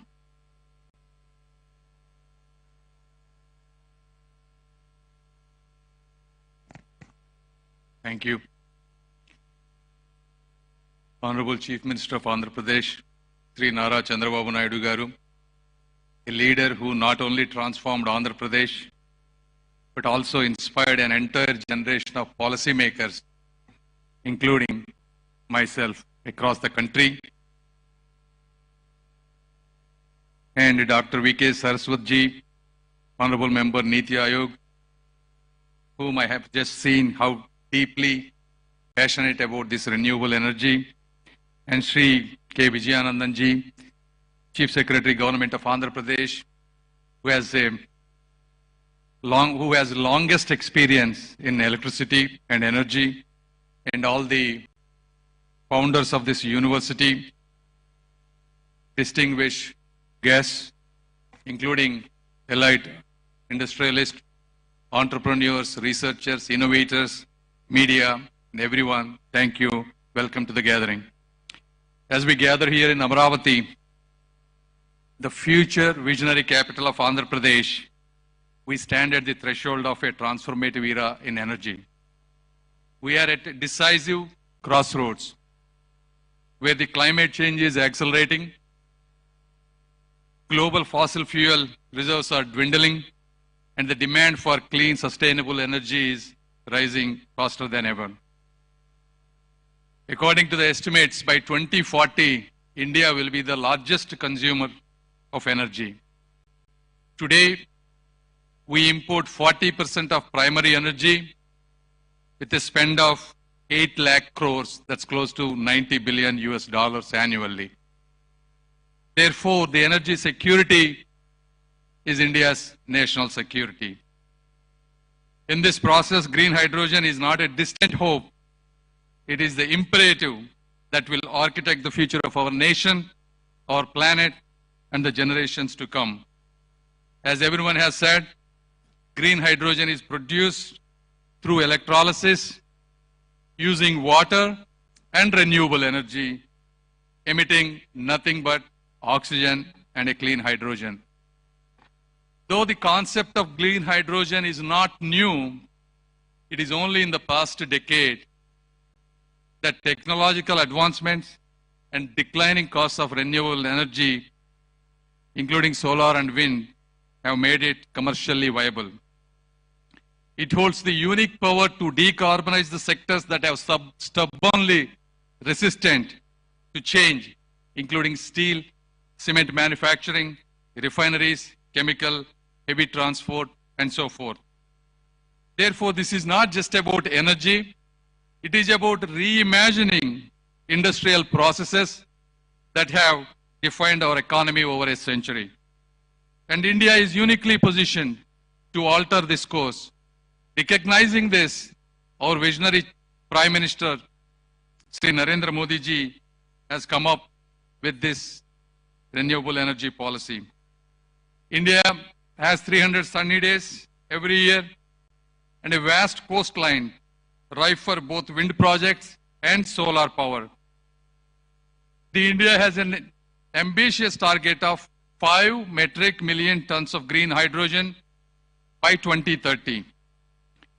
Therefore, the government of India has given a budgetary allocation of close to 20,000 crores.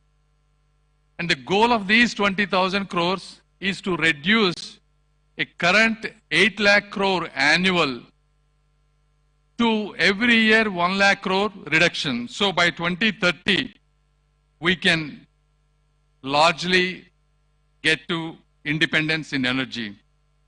Recognizing this national mission, and our Honorable Chief Minister, who is another visionary leader, wanted to take Andhra Pradesh to be the heartbeat of this hydrogen hub. If you look at his past history, when India was going through national energy crisis in 1999, he introduced bold power reforms despite political repercussions. No other chief minister has dared to do these kind of reforms other than Sri Nara Chandrababu Naidu garu. And these reforms laid the foundation for the state's energy advancements today, reducing cost through solar and wind integration. His vision transformed Telangana into a global height and innovation hub today. He is replicating the same today with the Amaravati as a technology-driven capital by coming up with innovative ideas, Quantum Valley and probably Hydrogen Valley soon, along with sports cities, defense clusters, things that are rarely be seen by many other leaders other than him. And Andhra Pradesh has set this hydrogen hub, our targets out of 5 million metric tons of India's target, he wanted to produce 20% of that, that is 1 million metric tons in Andhra Pradesh alone by 2030. And this is not just a vision. We execute this by relentlessly working hard. If you look at it, NTPC Green Energy is investing 1.85 lakh crore. This is the India's largest green hydrogen hub, producing 1,500 tons per day of green hydrogen and another 7,500 tons of its derivatives, whether it is green ammonia, methanol, etc. And the second project, Hero Future Energies, this is the India's first green hydrogen plant blending both hydrogen and LPG so that it's commercially viable. So these investments, along with our extensive ports, coastline, indicates signals to the world that clean energy can be scalable and profitable. Though, as our previous members have said, there are challenges. Cost is an issue. Globally, green hydrogen costs around $3 to $6 per kg, compared to gray hydrogen $1 to $2. Scaling up electrolyzer efficiency has been a challenge. India water scarcity is an issue. To produce 1 kilogram of green hydrogen, you need 9 liters of fresh water, and India's water requirements are doubling. Therefore, this is when the innovation is really important. Our Honorable Chief Minister has given huge lands for these universities, 100 acres, 200 acres, not just to set up world-class universities, to really innovate and problem solve, not just for Andhra Pradesh, but India and to the world. I mean, these are beautiful universities that were built with large investment, and we appreciate and thank the university. But at the same time, all these challenges, you look at the America, the Harvard, Stanford, Yale, these are the universities that solve large human problems. And we want SRM, WIT, and all the universities that are establishing here want to be the same way or probably better than them in the generations to come. And we have to solve these. What are the solutions, right? If you have the water scarcity, how can we do electrolyzers using salt water? How can we create lightweight storage? How can we create breakthrough in fuel cell chemistries? So these are all the things that both the industry, universities, and our government is always willing to do policy changes, whether it's tax breaks, subsidies, and the draft integrated plan of 2024. All of these must come together. With these right investments and government policies, we can create jobs and provide power to the rest of the world. And this is our moment to lead, to leap, and to leave a legacy. And I once again thank you for everyone being here and inviting me for this important conference. Thank you.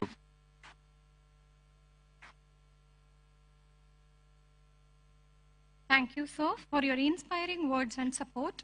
Ladies and gentlemen, the journey towards a green, self-reliant India needs more than innovation. It needs a visionary leadership to steer us to dream beyond. Today, we are honored to have with us our visionary leader who has transformed Andhra Pradesh into a hub of progress with remarkable strides in education, technology, infrastructure, and sustainable growth. His vision continues to inspire countless individuals and shape the future of our state.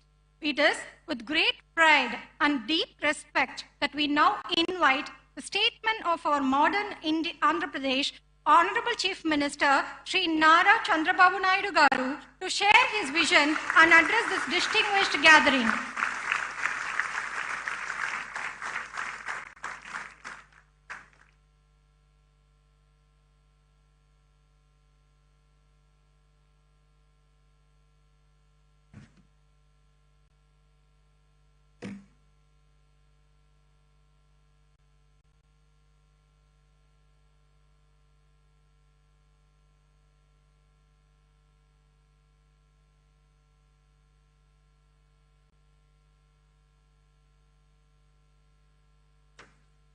Honorable Minister of State for Rural Development and Communications, Government of India, Dr. Chandrasekhar Pemasani, Honorable Member, Niti Ayog, Dr. V.K. Saraswat, Pro-Chancellor, SRM University, Sri P. Satyanarayana Garu, Chief Secretary, Government of Andhra Pradesh, Sri Vijayanand Garu, Pro Vice Chancellor, SRM University, Professor Satish Kumar, Director, CSIR, NCL Pune, Ashish Lile Garu, President CEO, Synergen Green Energy, Sri Pranav Tanti Garu, Executive Director, Research SRM, respected Sri Narad Rao Garu, Convener, NHM, Sujit Pillai Garu, and industrialists and friends and media. I am very happy to be here second time after I assumed charge. Today, one of the most important subjects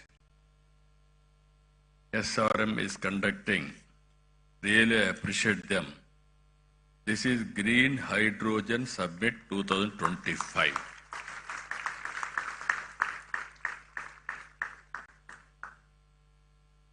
Why I am saying this is very, very important? I have seen transformation in energy sector and also fuel sector. If you can go back 40, 50 years back, at that time, no energy. India, when I born, elementary school, when I used to go to school, we used to use only lanterns. Youngsters may forget about it because you didn't witness that type of situation. After that, power has come, electricity has come to villages. That is a big news and also very, very surprise. Then if you see after some time when I became MLA, there was a big problem of energy, low voltage, all pump sets will be totally spoiled. Even sometimes all crops will be withered away. There were days when I was Chief Minister of Andhra Pradesh, 50% of time whenever there is a session, we are having a budget session in March. March is the best season for agriculture. They need power and also hot. Automatically there is no power. All MLAs used to block the assembly through adjournment motions. Then I used to discuss about, there were days we adjourn the assembly, go to the field, what is happening, and then come back and report to the assembly members. Then I thought in this country, better to go for reforms. Already one state has introduced reforms, Orissa. They were forced to withdraw reforms again because of pressure from public and political parties. In this country, I started first time power sector reforms in 1999 or 2000. That is the beginning. First regulatory commission has been set up. And also transmission, distribution, generation companies have come for more accountable and transparency and better delivery. We are able to manage power position very well at that time. If you see, sometimes we have to pay some price also. I brought power sector reforms. I lost power in 2004. Even all my MLAs, everybody told me, no, you are moving very fast because sometimes some reforms, some people will get adverse effects in the short term, but ultimately it will be beneficial. Again, if you see clean energy, solar, wind, all these things, Around 2014, prohibitive cost, 14 rupees unit production cost. Nobody thought about it. At that time, Government of India has come forward, Honorable Prime Minister Narendra Modi ji, to promote green energy in a big way, solar, wind and everything. As rightly mentioned Mr. Saraswat, panels we had to import from China with a prohibitive cost also. So many challenges, opportunities. Then we have scaled up in a big way, solar energy. Now it has come 2 rupees 20 paisa. And also once we don't know where power is coming, today you can generate power at your rooftop. Even SRM can generate power, required power for the university campus. That is the stage today.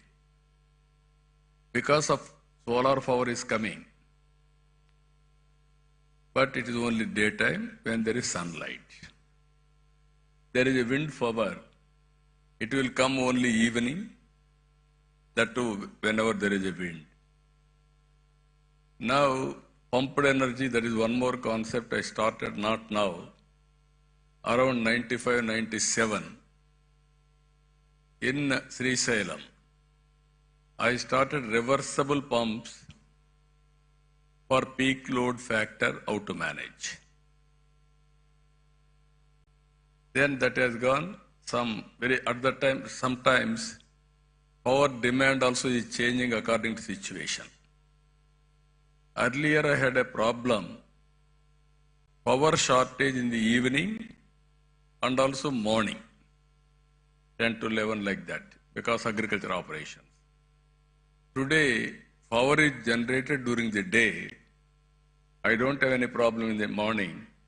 I need more power in the evening sometimes. Peak load, how to balance. Now pumped storage energy has come. Battery has come. Battery is very costly. But ultimately, sustainability is the problem and cost is the problem. Now we are all talking now. Clean hydrogen. That is where how to make it power cost effective and affordable. Either that is a very interesting experiment we are all thinking now. If you see global warming, all countries are moving how to go for green energy. If you see here, Honorable Prime Minister has announced 500 gigawatts non-fossil fuel energy by 2030.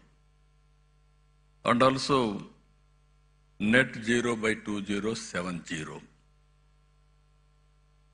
Clean hydrogen and its derivatives. We are aiming decarbonization. And we are discussing today and tomorrow here. This is where circular economy, recycling of water, recycling of energy recovery, so many things we are going to discuss. In this, Andhra Pradesh wanted to play very major role. There is one advantage I wanted to inform all of you. Andhra Pradesh, one advantage solar, second advantage wind, third advantage pumped energy, fourth advantage we are having beautiful sea coast, nearly 1,000 kilometers. Now green hydrogen, you wanted to, green hydrogen or ammonia, all these things you want to export. You need port facility. We are having 1,000 kilometers. Now people are coming to Andhra Pradesh because this is another advantage for us. Now in Visakhapatnam, our NetCap and Government of India NTPC subsidiary they are going green hydrogen. Even Greenco is coming in a big way. Already they are having one hybrid model, what I told you very clearly, solar, wind, and also pumped energy. Very cost effective. Now they are going in a big way green ammonia in Kakinada. Even one more friend from England has come now to start basing on Krishnapatnam. Now every 50 kilometers there will be one port in Andhra Pradesh in the near future. That is our plan. So that I wanted to make it logistics hub. If you see water is available, even I can say my chief secretary, who is an energy secretary also, he had an abundant experience in energy. I started power sector reforms. He worked nearly 14 to 15 years in energy sector. No other IAS officer had knowledge about it. He had enough knowledge. With all these factors, what I wanted to announce here, even Andhra Pradesh wanted to contribute nearly 160 gigawatt capacity of green energy in the near future out of 500. This is the policy we have announced with 10 lakh crores investment and also 7.5 lakh employment, and also green hydrogen and its derivatives 1.5 million metric tons per annum, electrolyzer manufacturing capacity 3 gigawatt, solar energy projects 78.5 gigawatts, wind energy projects 35 gigawatt, pumped storage energy 22 gigawatts. No other state is having this advantage. They may not have water or also hydrological balance also. Even we are going battery energy storage system 25 gigawatt forever. That is this is also needed as of today. Ethanol 15,000 kiloliters per day. Bio CNG, CBG 10,000 tons per day. Clean tech manufacturing 20 gigawatts. Mine module molecular. Even we are going electric vehicle charging infrastructure, nearly 500 stations. For this, we have given excellent incentives. You can go ahead. You can see incentives. Even incentives for electrolyzer manufacturing also one of the best policy. If anybody is giving better than us, you tell us, we will correct it, we will update it, we will provide all the incentives, number one incentives in the country. That is our commitment. So far, even so many companies have come. Even Reliance Industries has come. 500 compressed biogas plants. They are going to spend 65,000 crores. They are going to create 250,000 employment. Even Renew, largest RE complexes in the country, was held in Guntakal. They are going to spend 22,000 crores and also 1.50 gigawatt renewable energy project, along with one GWH PESS in 2 phases with the employment generation of 4,000. Even Power Renewable Energy Private Limited signed MOU. This is 7 gigawatt wind, solar, hybrid power projects with an annual estimated investment of 49,000 crores and employment potential of 33,000 employment. So this is where another company, AP, I told you already, NTPC and NetCap, Greenco also. Very interestingly, if you see history, In 83, my party announced fertilizer plant in Kakinada. Then one entrepreneur who is selected, K.V.K. Raju, he started Nagarjuna Fertilizers.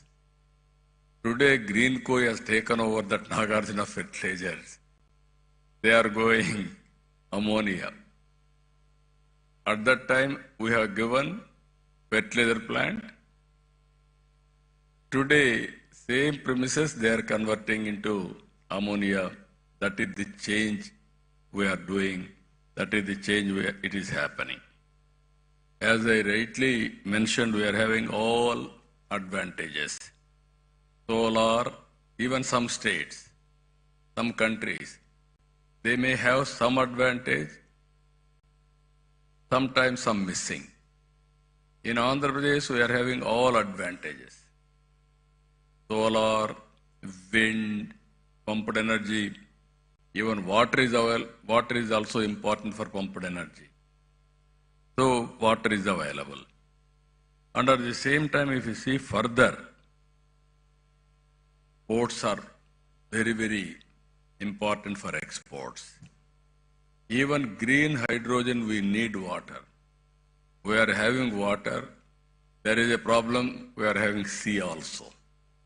We can use water from seawater also for conversion, all these things. That is plenty of water is available in Andhra Pradesh. With all these things today, I really appreciate SRM for conducting historical meeting in Amaravati. Why I am saying historical meeting? Recently, originally if you see, Hyderabad I started high-tech city focusing IT. Recently in Amaravati, we started Quantum Valley focusing artificial intelligence. Now today, I am very happy, we are focusing Hydrogen Valley starting from here.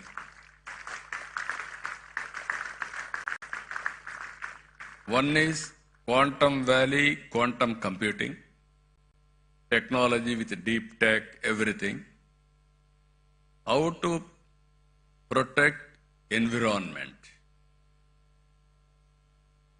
There you need green energy and also downstream industries, total ecosystem. You can imagine if you can protect nature and you can use technology in a big way, sky is the limit for development. Or otherwise we will have all problems. That is where two valleys are coming here. One is Quantum Valley for computing and also technology. One is Green Hydrogen Valley from here to protect nature for sustainability. That is very, very important. Here I am asking SRM. They have done good work. This is only the beginning. I am requesting SRM to take lead to bring industry, green hydrogen players who are all in the field, and also research organizations and all users. How to take to logical conclusion. Today, it is a matter of cost.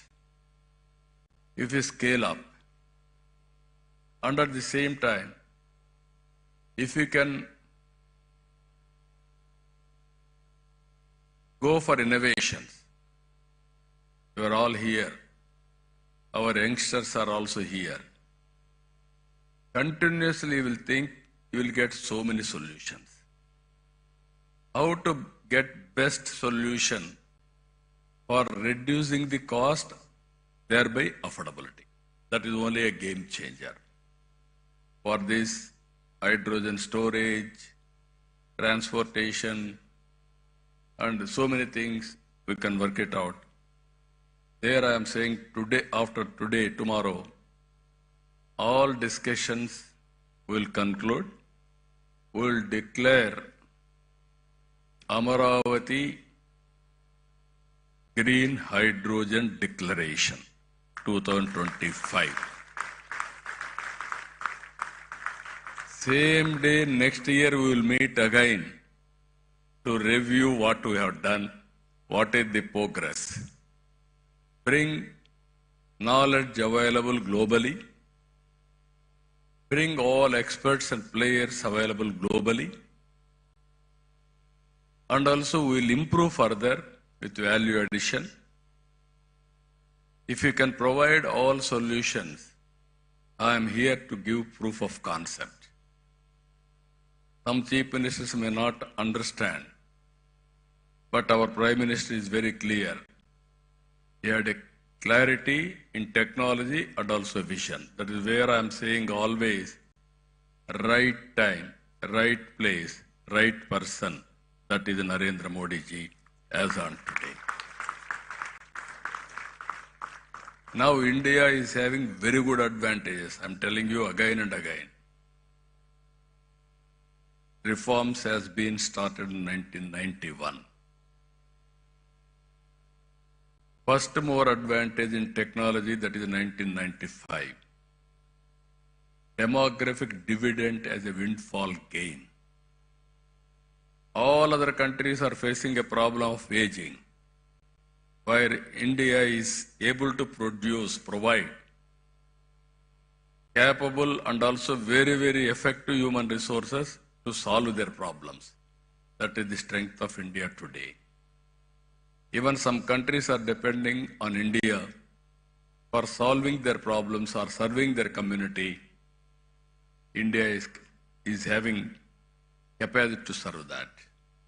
So with all advantages, I am appealing all of you, 2 days, have a good time, and also bring all innovative ideas and give it to us. We will implement it.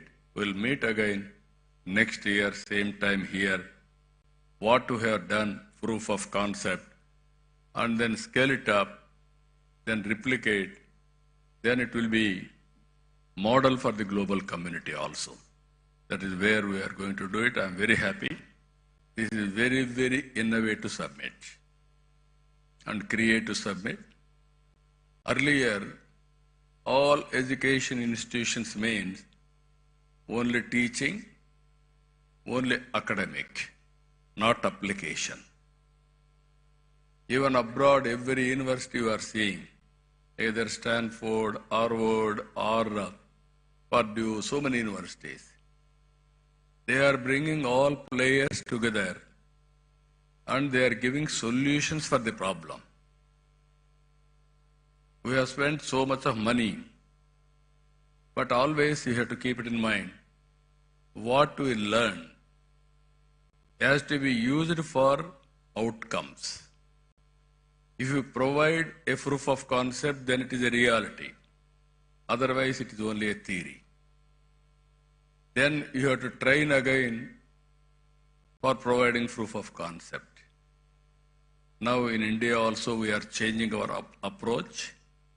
Our universities are doing very well, either IITs or universities like SRM and other universities are doing very well. I wanted to make Amaravati as an education hub for global knowledge. That is what I am thinking to promote here. SRM is here, WIT is here, SLRA has come, even BITS Pilani is here, Amma University is here. I wanted to bring other universities globally, the best universities. I am asking all universities to focus 3-4 subjects. Bring industry, research organizations, give a solution for the problems, solve the problems, then prepare use cases, we will adopt it, we will take forward. That is how all universities I want to use for solving the problems of the society what we are facing today. I am very happy SRM has taken lead Even other universities are also working in that direction. We will encourage all universities who are all working in this direction and make up use of their services in the near future. So, with all these things, very, very important subject, critical subject. Future is only green hydrogen. It is a game changer. How to take logical conclusion? One is affordability. Second is cost effective. These two aspects, if you can break through, even I am asking all youngsters, they have to do innovative ideas, brainstorming with their colleagues, come to solutions. Even if you see today, Vijayawada and also Visakhapatnam are the best top 10 cities in India for having excellent skills. That is where reports are coming. In future, Andhra Pradesh will be the best state for entrepreneurship and also skills available in the country. That is what is going to happen in the near future.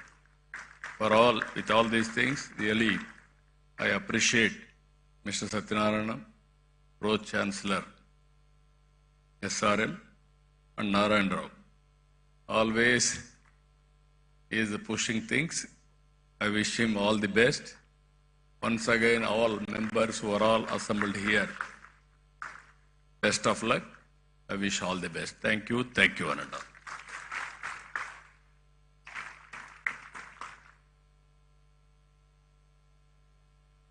We are immensely grateful for having you here, sir, and for sharing your vision of positioning Andhra Pradesh at the forefront of the global green hydrogen revolution.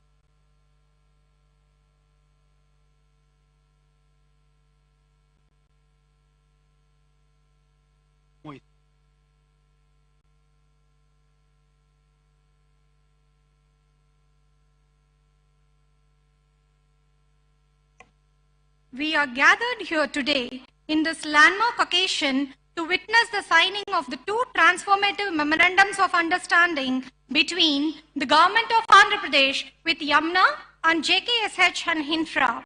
First, we welcome Mr. Gal Bogin, representing Yamuna, for their visionary 1 million ton per annum green ammonia project at Krishnapatnam with an investment of 16,000 crores.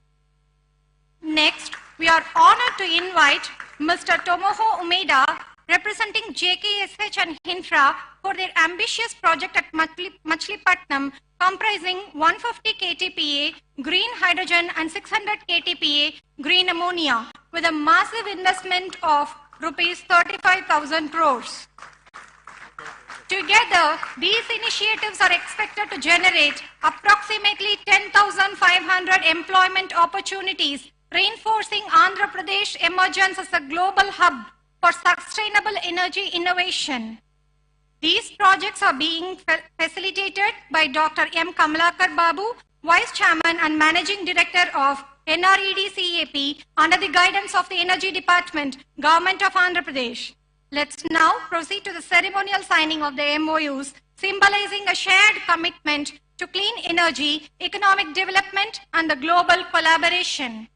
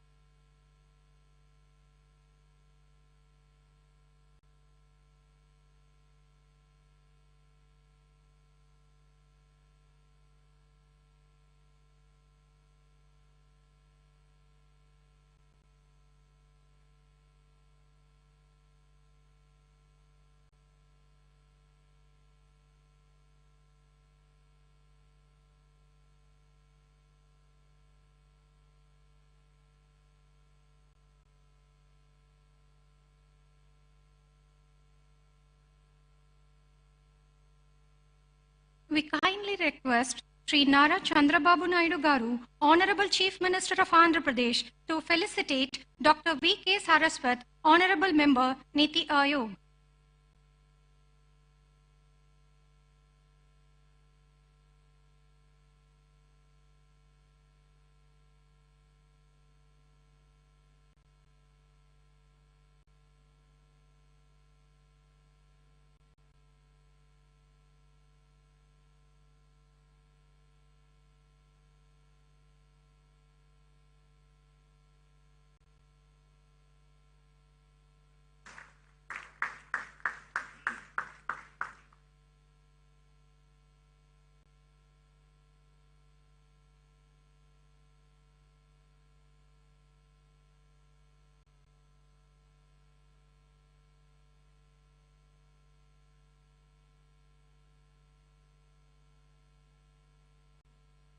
We kindly request Dr. P. Satyanarayanan, Pro-Chancellor, SRM University, Andhra Pradesh, to felicitate Sri Nara Chandrababu Naidu Garu, Honorable Chief Minister of Andhra Pradesh.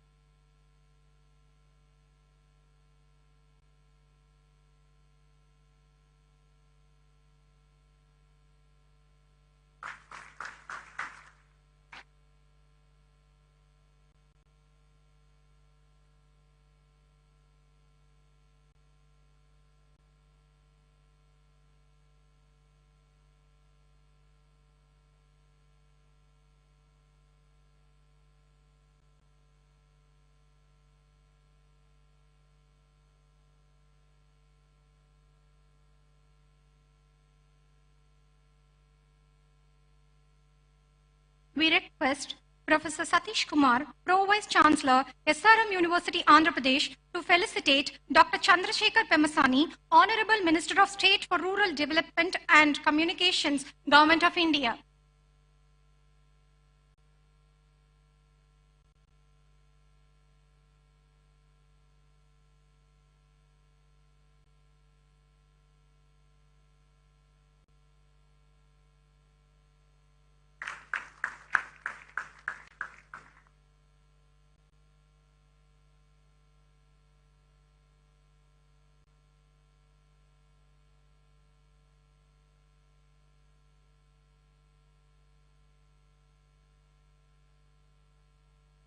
We kindly request Sri Nara Chandrababu Naidu Garu, Honorable Chief Minister of Andhra Pradesh, to felicitate Dr. V.K. Saraswat, Honorable Member, Niti Ayog.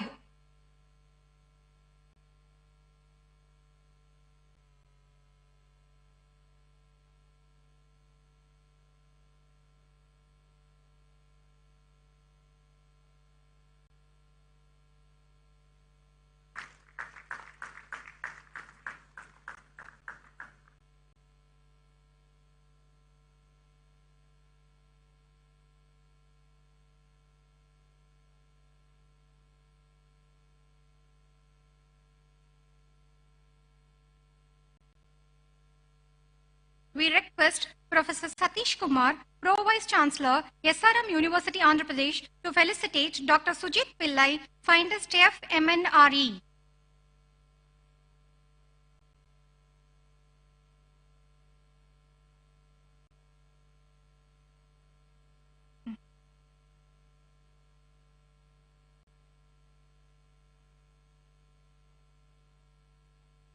We request Professor D. Narayan Rao, Sir, Executive Director, Research, SRM Group of Institutions, to felicitate Dr. Ashish Lile, Director, CSIR, NCL, Pune.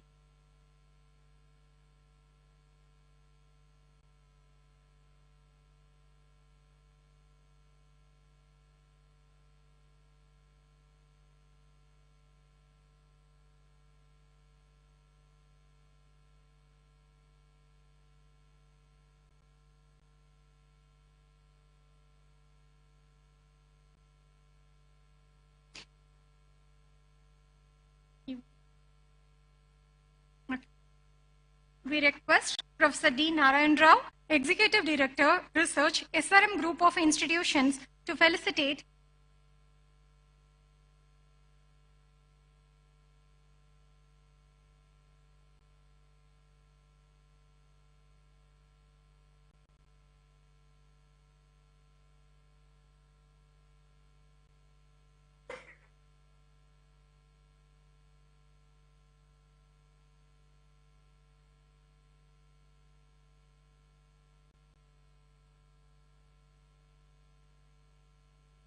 We request Professor D. Narayan Rao, Executive Director, Research, SRM Group of Institutions, to felicitate Dr. Ashish Lele, Director, CSIR NCL Pune. We request Professor D. Narayan Rao, Executive Director, Research, SRM Group of Institutions, to felicitate Dr. R.K. Malhotra, President, Hydrogen Association of India.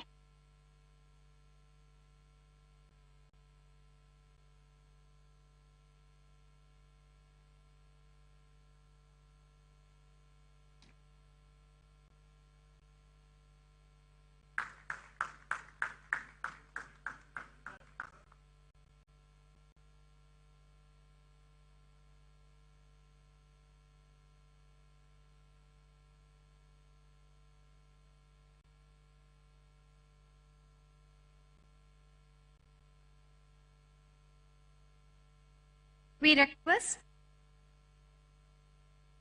request Dr. P. Satyanarayanan, Pro-Chancellor, SRM University, Andhra Pradesh, to felicitate Mr. Pranav Tanti, President, CEO, Synergen Green Energy, USA.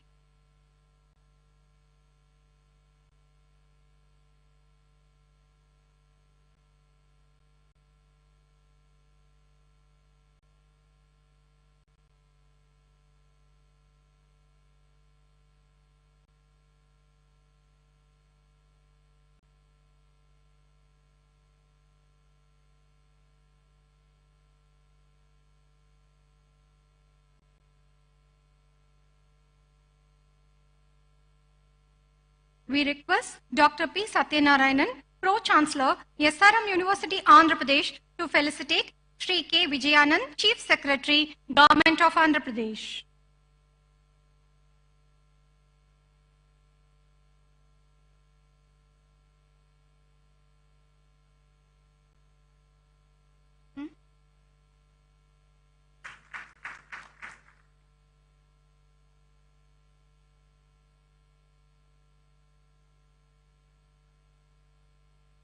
Finally, to conclude this inaugural session, we invite Dr. M. Kamalakar Babu, Vice Chairman and Managing Director, NREDC AP, Government of Andhra Pradesh, to deliver the vote of thanks.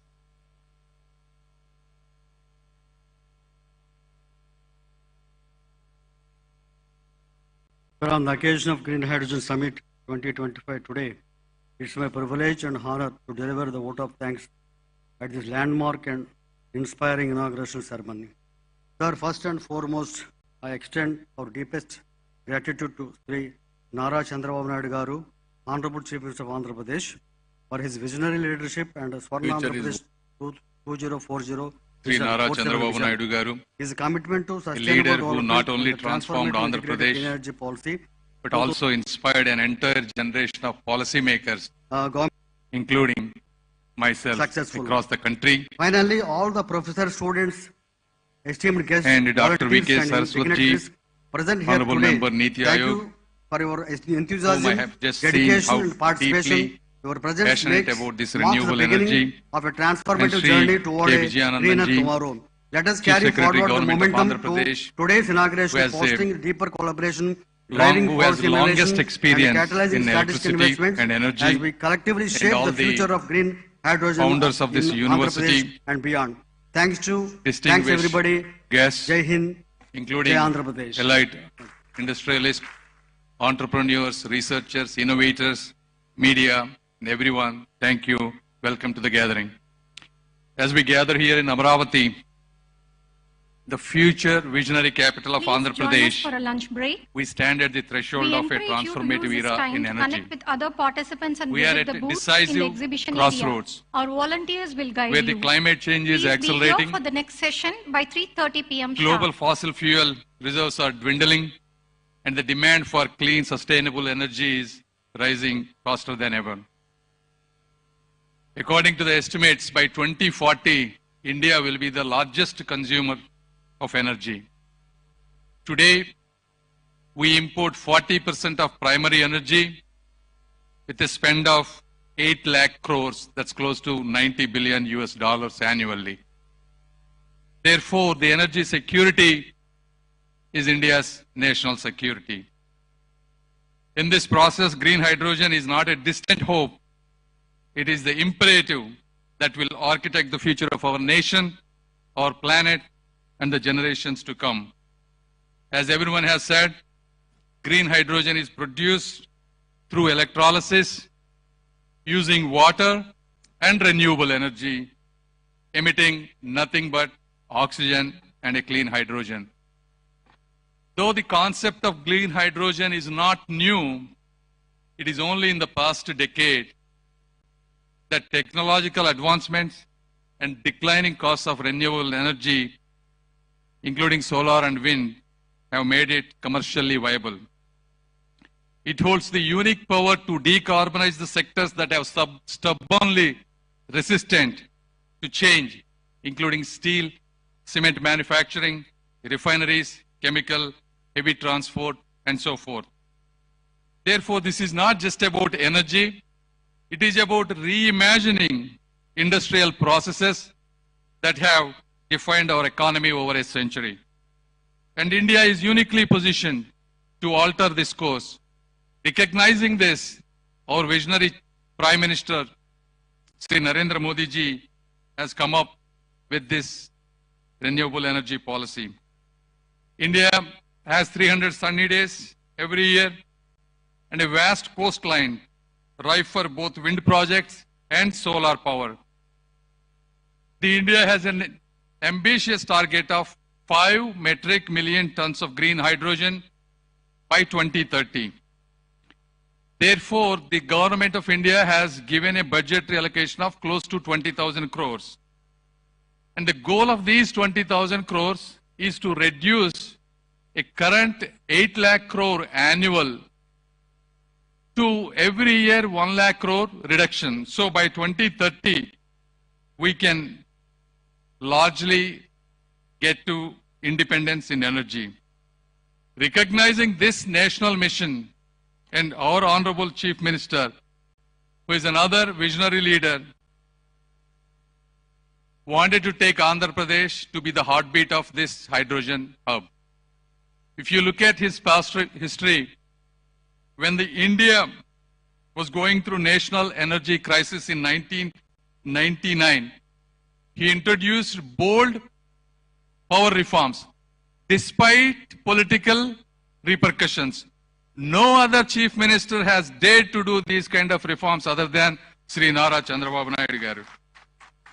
And these reforms laid the foundation for the state's energy advancements today, reducing cost through solar and wind integration. His vision transformed Telangana into a global height and innovation hub today. He is replicating the same today with the Amaravati as a technology-driven capital by coming up with innovative ideas, Quantum Valley and probably Hydrogen Valley soon, along with sports cities, defense clusters, things that are rarely be seen by many other leaders other than him. And Andhra Pradesh has set this hydrogen hub, our targets out of 5 million metric tons of India's target, he wanted to produce 20% of that, that is 1 million metric tons in Andhra Pradesh alone by 2030. And this is not just a vision. We execute this by relentlessly working hard. If you look at it, NTPC Green Energy is investing 1.85 lakh crore. This is the India's largest green hydrogen hub, producing 1,500 tons per day of green hydrogen and another 7,500 tons of its derivatives, whether it is green ammonia, methanol, etc. And the second project, Hero Future Energies, this is the India's first green hydrogen plant, blending both hydrogen and LPG so that it's commercially viable. So these investments, along with our extensive ports, coastline, indicates signals to the world that clean energy can be scalable and profitable. Though, as our previous members have said, There are challenges. Cost is an issue. Globally, green hydrogen costs around $3 to $6 per kg, compared to gray hydrogen $1 to $2. Scaling up electrolyzer efficiency has been a challenge. India water scarcity is an issue. To produce 1 kilogram of green hydrogen, you need 9 liters of fresh water, and India's water requirements are doubling. Therefore, this is when the innovation is really important. Our Honorable Chief Minister has given huge lands for these universities, 100 acres, 200 acres, not just to set up world-class universities, to really innovate and problem solve, not just for Andhra Pradesh, but India and to the world. I mean, these are beautiful universities that were built with large investment, and we appreciate and thank the university. But at the same time, all these challenges, you look at the America, the Harvard, Stanford, Yale, these are the universities that solve large human problems. And we want SRM, WIT, and all the universities that are establishing here want to be the same way or probably better than them in the generations to come. And we have to solve these. What are the solutions, right? If you have the water scarcity, how can we do electrolyzers using salt water? How can we create lightweight storage? How can we create breakthrough in fuel cell chemistries? So these are all the things that both the industry, universities, and our government is always willing to do policy changes, whether it's tax breaks, subsidies, and the draft integrated plan of 2024. All of these must come together. With these right investments and government policies, we can create jobs and provide power to the rest of the world. And this is our moment to lead, to leap, and to leave a legacy. And I once again thank you for everyone being here and inviting me for this important conference. Thank you.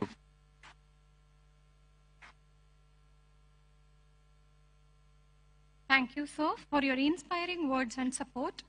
Ladies and gentlemen, the journey towards a green, self-reliant India needs more than innovation. It needs a visionary leadership to steer us to dream beyond.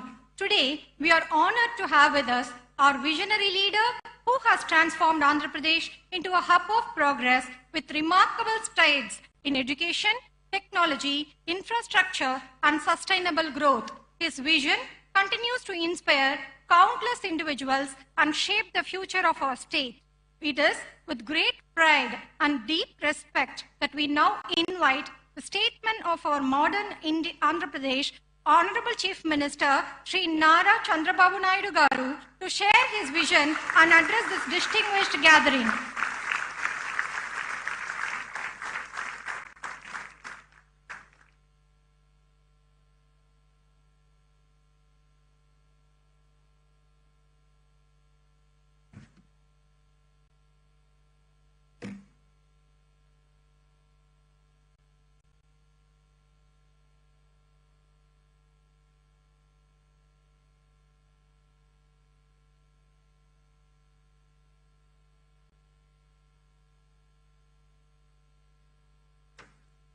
Honorable Minister of State for Rural Development and Communications, Government of India, Dr. Chandrasekhar Pemmasani, Honorable Member, Niti Ayog, Dr. V.K. Saraswat, Pro-Chancellor, SRM University, Sri P. Satyanarayana Garu, Chief Secretary, Government of Andhra Pradesh, Sri Vijayanand Garu, Pro Vice Chancellor SRM University, Professor Satish Kumar, Director CSIR NCL Pune, Ashish Lile Garu, President CEO Synergen Green Energy, Sri Pranav Tanti Garu, Executive Director Research SRM, respected Sri Narad Rao Garu, convener NHM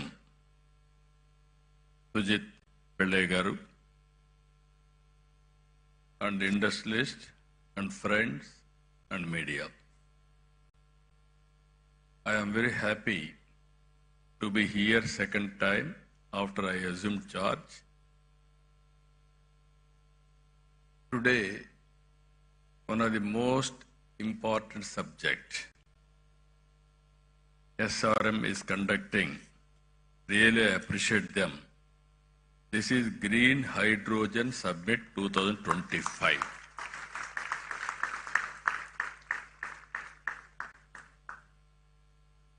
Why I am saying this is very, very important? I have seen transformation in energy sector and also fuel sector.